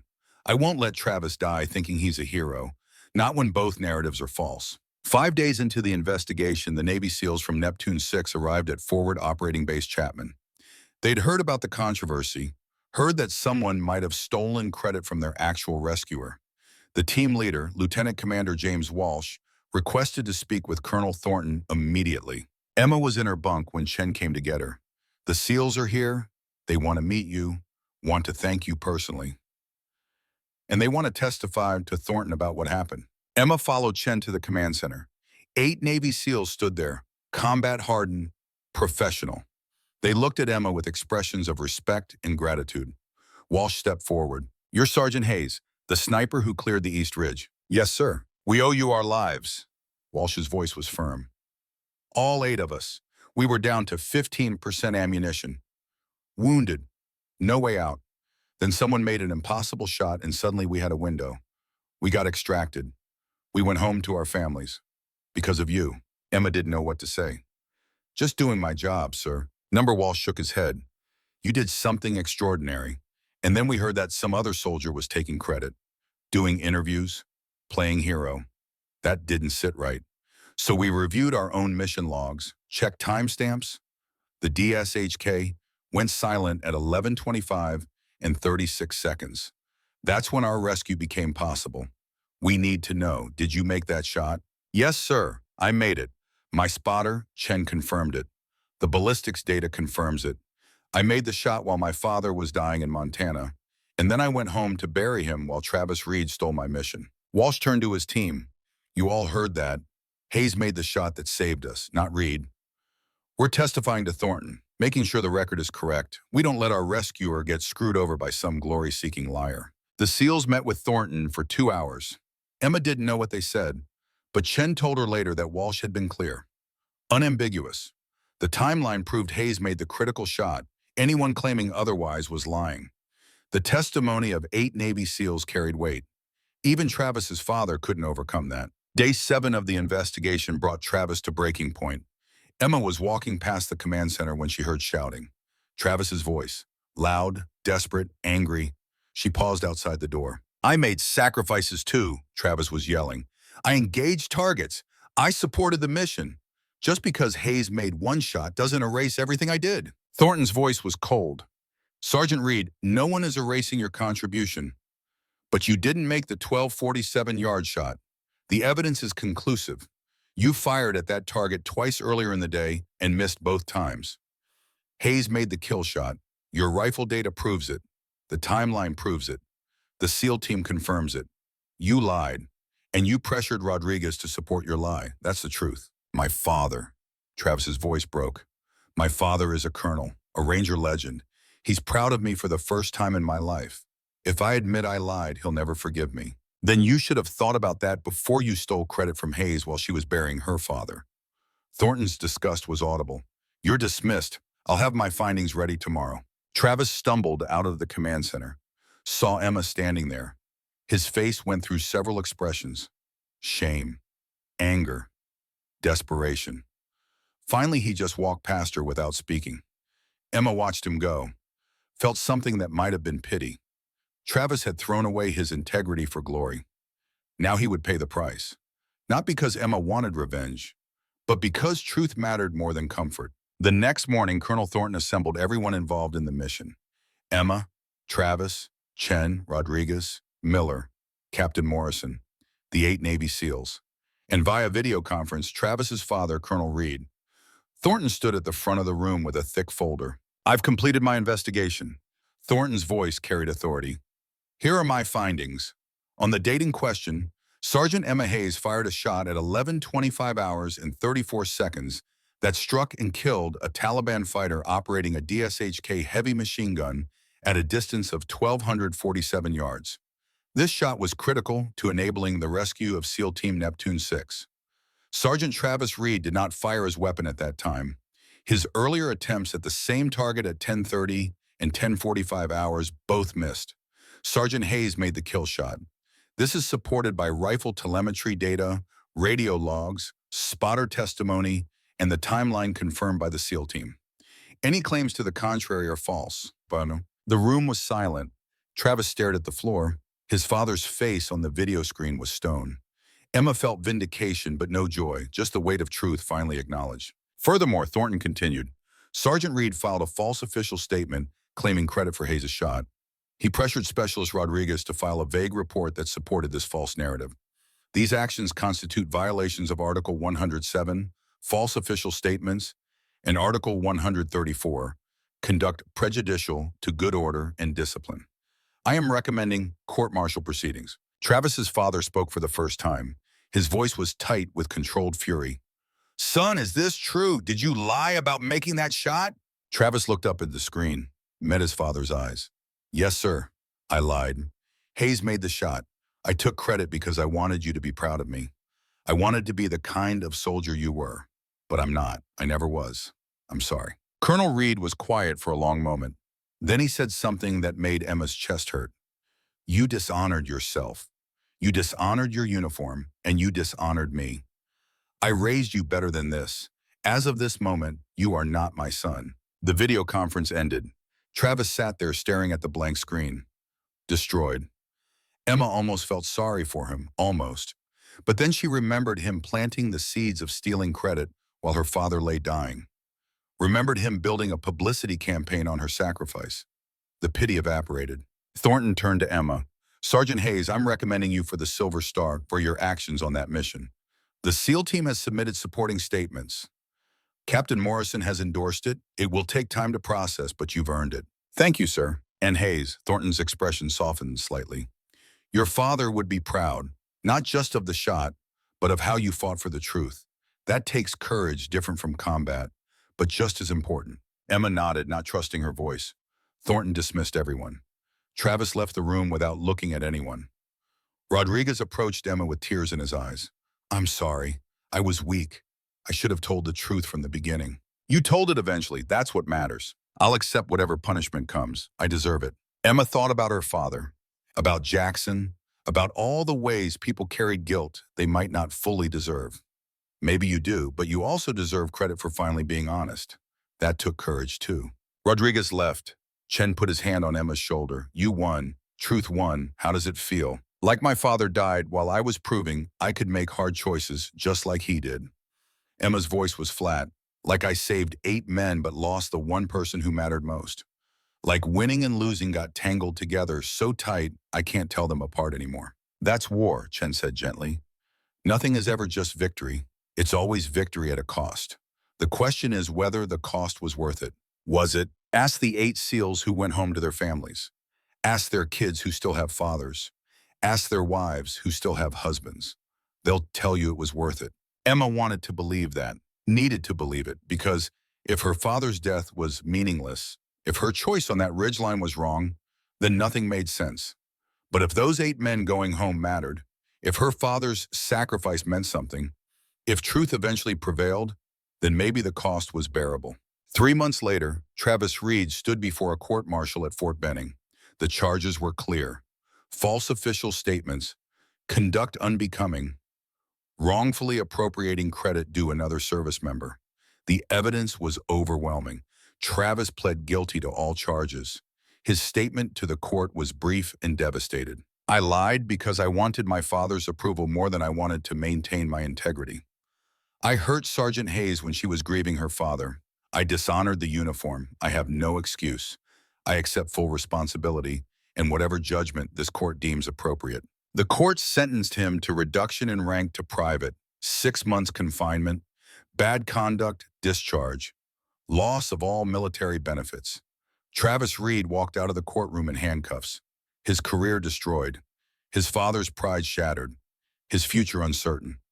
Emma watched from the gallery, felt no satisfaction, just sadness that pride had cost so much. After the court-martial, Master Sergeant Cole found Emma outside the courthouse. He'd flown down from Montana to attend. Justice was done. Your father would be satisfied. Would he? Emma looked at the courthouse. A young soldier's life is ruined. His father disowned him, all because he wanted recognition he didn't earn. That doesn't feel like justice. It feels like waste. Sometimes justice is wasteful, Cole said quietly, but the alternative is letting lies stand. Your father lived with a lie for 29 years. It destroyed him. You fought to prevent that from happening again. That matters. Emma wanted to believe him. They walked to Cole's rental car in silence. Finally, Emma said what she'd been thinking since the investigation ended. I'm getting out, not renewing my contract. I've done my time. Lost enough. I'm going home. Cole stopped walking. What will you do? I don't know. Anything that doesn't involve rifles and death and impossible choices. Maybe I'll go to college. Maybe I'll work at the feed store with Dad's old boss. Maybe I'll just figure out how to be a person again instead of a warrior. Cole was quiet for a long moment. Then he said something that changed everything. Before you decide, I want you to meet someone. Colonel Anderson, she's at Fort Moore, running a new program. I think you should hear what she has to say. Major Anderson is a colonel now, promoted last year. Still fighting the same fights. Still trying to change how the Army thinks about women in combat. She wants to talk to you about something important. 2 weeks later, Emma sat in Colonel Sarah Anderson's office at Fort Moore. Anderson looked older than Emma remembered, but her eyes still carried the same determination, the same fire. Hayes, good to see you again. Anderson gestured to a chair. I heard about the investigation, about Reed, about your father. I'm sorry for your loss. James Hayes was a good man who deserved better than what the Army gave him. Thank you, ma'am. I also heard you're considering leaving the Army. Anderson leaned forward. I'm here to ask you not to, or at least not to leave yet. I have a proposition. Emma waited. The Army is changing, slowly, but changing. Your mission, the 1247 yard shot, the SEAL rescue, it proves something important, that women can perform in combat at the highest levels, that size and gender are irrelevant when skill and courage are present. But one mission isn't enough. We need sustained success. We need mentors. We need women who've proven themselves teaching the next generation. You want me to be an instructor? I want you to be the first female sniper school instructor in Army history. Anderson pulled out a folder. Teach the next generation. Share what you've learned. Show young snipers that success isn't about size or strength. It's about patience and discipline and making the right choice under pressure. Your father taught you those lessons. Now teach them to others. Emma thought about it. Teaching meant staying in uniform, staying connected to the world that had taken so much. But it also meant giving Jackson's death meaning, giving her father's sacrifice purpose, turning loss into something constructive. I'll do it. Emma heard herself saying it before she'd fully decided. But once the words were out, they felt right, on one condition. Name it. I want to establish a mentorship program for female soldiers in combat specialties. Give them support and guidance and someone who understands what they're facing. I don't want other women going through what I went through alone. Done. Anderson smiled. Welcome to Fort Moore, Instructor Hayes. You start in 30 days. The Silver Star ceremony was held at the Pentagon 6 months after Emma became an instructor. The room was full of senior officers and press, and all the formal machinery of military recognition. Emma stood at attention in her dress uniform, felt uncomfortable being the center of attention, but Master Sergeant Cole had convinced her this mattered. Not for her, but for every female soldier who came after. The citation was read aloud, for conspicuous gallantry and intrepidity in action against the enemy. Sergeant Emma Hayes, while under extreme personal duress due to her father's critical medical emergency, executed a precision shot at 1,247 yards to neutralize an enemy heavy machine gun position that was preventing the rescue of 8 trapped Navy SEALs. Her extraordinary heroism and exceptional marksmanship directly resulted in the successful extraction of all personnel. Her actions reflect great credit upon herself, the 75th Ranger Regiment, and in the United States Army. The medal was pinned to Emma's uniform. She saluted, shook hands with generals whose names she'd never remember, posed for photos that would appear in Army publications. Then the formal part ended and the 8 Navy SEALs from Neptune 6 approached. Walsh led them. They stood in a line in front of Emma. At Walsh's signal, all 8 came to attention and saluted. "We wanted to thank you properly." Walsh's voice was thick with emotion. "Every one of us has kids, wives, parents. We got to see them again because of you. We got to go home. That's worth more than any medal." Emma returned the salute. "You would have done the same for me. Maybe. But you're the one who actually they did it." Walsh pulled out a small box. "We took up a collection, bought you something, a reminder that 8 families stayed whole because of your courage." Emma opened the box. Inside was a compass, old style, brass. Engraved on the back were 8 names, the names of the Navy SEALs she'd saved, and underneath 3 words: honor, courage, truth. Emma felt tears burning. "Thank you, I'll carry this always." "We hope you do, because you gave us something we can never repay. You gave us tomorrow." Walsh shook her hand. "If you ever need anything, ever, you call us. That's a promise." The SEALs left. Emma stood holding the compass and feeling the weight of what she'd done. 8 men with futures, 8 families intact. That was the real medal, not the ribbon on her chest, but the lives she'd preserved, the choice she'd made, the shot she'd taken when everything in her wanted to run home to her dying father. 4 years later, Emma stood on the Fort Moore rifle range, watching a class of 40 sniper candidates. 6 of them were women, more than had ever been in a single class. Progress, slow, but real. Emma called them to attention, began her lesson. Being a sniper isn't about killing, it's about protecting. Sometimes that means taking a shot. Sometimes that means refusing a shot. Your job is to make the right call in the moment, and you'll have to live with that call for the rest of your life. Choose wisely. One of the female candidates raised her hand. "Ma'am, how do you know if you're making the right choice?" "You don't." Emma's voice was honest. "Not at the time, maybe not ever. My father made a choice in 1991 that haunted him for 29 years. I made a choice in 2020 that I'm still processing. But the question isn't whether you'll make mistakes. It's whether you'll let those mistakes define you or refine you." After the class, a young private approached. Small, maybe 5'3", nervous but determined. She reminded Emma of herself at 18. "Ma'am, I'm Private Sophie Martinez. I heard about your shot. The 1247-yard rescue. That's why I joined, why I wanted to be a sniper. Because you proved someone my size could do it." Emma looked at the young soldier. Saw potential, saw determination, saw the same hunger to prove herself that Emma had carried. "What made you want to serve?" "My father was killed in the line of duty. Police officer. Everyone expected me to quit, to stay safe, but I wanted to honor him by serving something bigger than myself, by protecting people who can't protect themselves." "That's a good reason." Emma handed Sophie a training schedule. "Work hard. Listen to your instructors. And remember that being small isn't a weakness. It's just a different way of being strong. Use it." Sophie saluted, took the schedule, walked away with the kind of purpose Emma recognized. The kid would make it. Emma could tell. She had what mattered. Not size or strength, but heart, courage, the willingness to carry weight. 5 years after her father's death, Emma stood at his grave in Billings Cemetery. Montana winter was cold. Snow covered the ground. Emma wore civilian clothes. She'd left active duty after her instructor tour, now worked at a nonprofit helping veterans transition to civilian life, using her experience to guide soldiers through the same struggles her father had faced. She placed her silver star on the headstone next to the bronze star from Desert Storm that Cole had placed there years ago. "Dad, I did what you taught me. Made the hard choices, carried the weight, saved the people who needed saving, and I didn't let it destroy me like it destroyed you. That's the difference. That's what I learned from your mistakes." Emma pulled out the compass the SEALs had given her. 8 names engraved. 8 men who went home. 8 families that stayed whole because she'd chosen the mission over her dying father. The cost had been terrible, but the alternative would have been worse. 8 men dead, 8 families destroyed, and Emma carrying guilt that would have crushed her. I understand now why you made the choice you made in 1991. Emma's voice was quiet. You saw someone surrendering and you couldn't kill him. You chose mercy, and you paid for it with 29 years of guilt. But you were right, Dad. You were always right. I just wish you'd known that before you died. The wind picked up.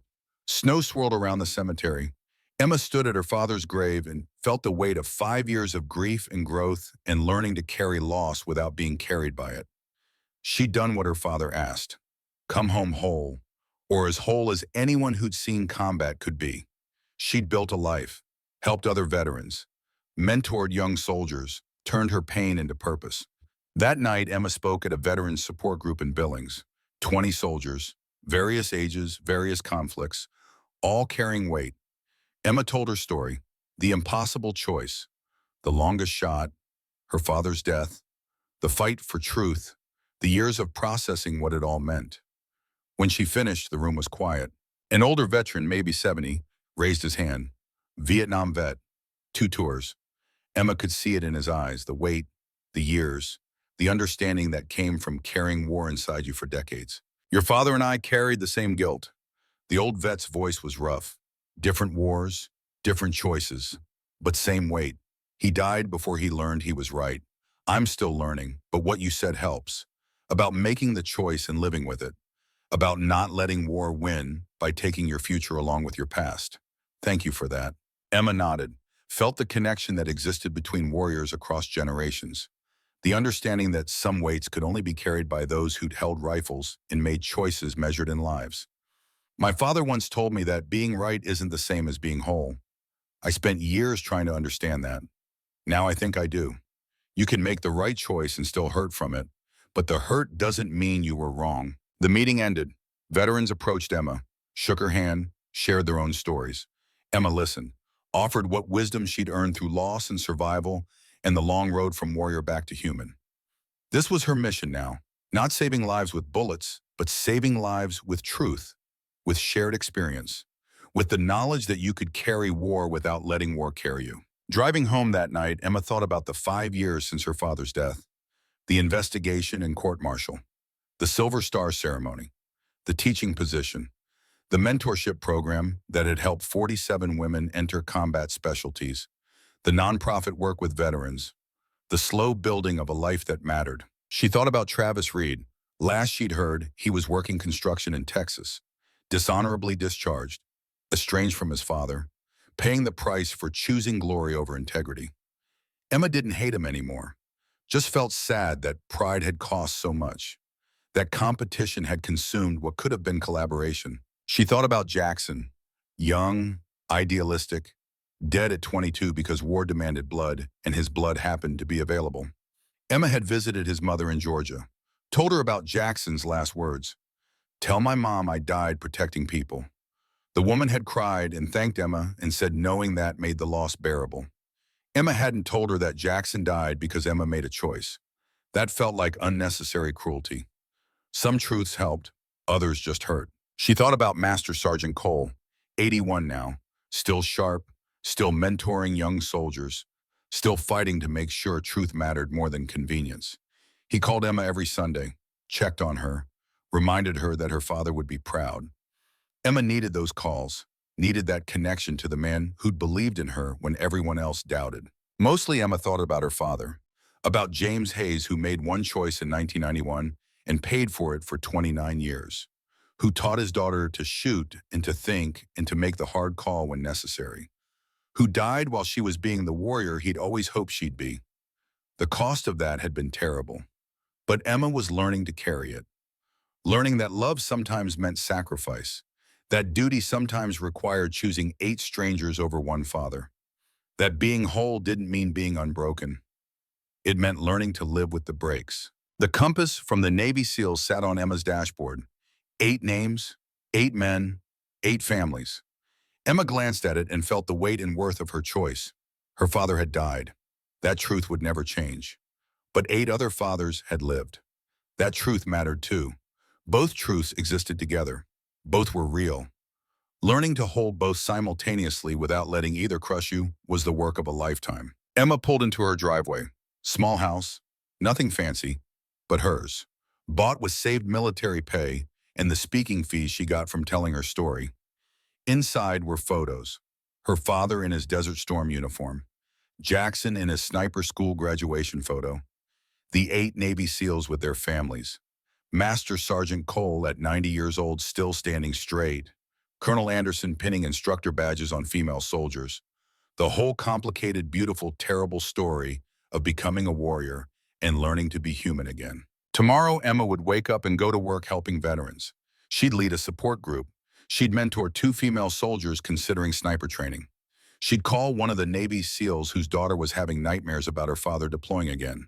She'd live her life one day at a time, carrying the past without being imprisoned by it, using her experience to help others navigate their own wars both overseas and inside their heads. But tonight, Emma Hayes sat in her small house in Montana and thought about her father, and about all the choices that couldn't be unmade and all the weight that had to be carried anyway. She thought about the 1,247 yards between who she'd been and who she'd become, about the impossible shot that saved 8 men and cost 1 father, about the truth that took months to establish but would last forever, about the legacy built on sacrifice and pain and the refusal to let war win by taking your future along with your past. Her father had taught her to shoot. Master Sergeant Cole had taught her to think. Major Anderson had taught her to fight for what was right. Jackson had taught her that protection mattered more than glory. The 8 Navy SEALs had taught her that saving lives was worth any cost. And her father's death had taught her the hardest lesson, that sometimes you had to choose between what you wanted and what was necessary. And living with that choice was what separated warriors from shooters. Emma picked up her phone, called Sophie Martinez, the young private who reminded her of herself. The kid answered on the second ring, nervous but eager. "Ma'am, is everything okay?" "Everything's fine, Sophie. I just wanted to check on you, see how a training is going." "It's hard, ma'am. Really hard. I'm the smallest in my class. Some of the instructors don't think I can make it. Some of the other students don't think I belong. I'm starting to wonder if they're right." Emma settled into her chair. "Let me tell you something about belonging. You don't earn your place by being the biggest or the strongest. You earn it by being the best when it matters most, by making the right choice under pressure, by carrying weight until it makes you stronger instead of breaking you. Your size isn't your weakness. It's everyone else's excuse to underestimate you.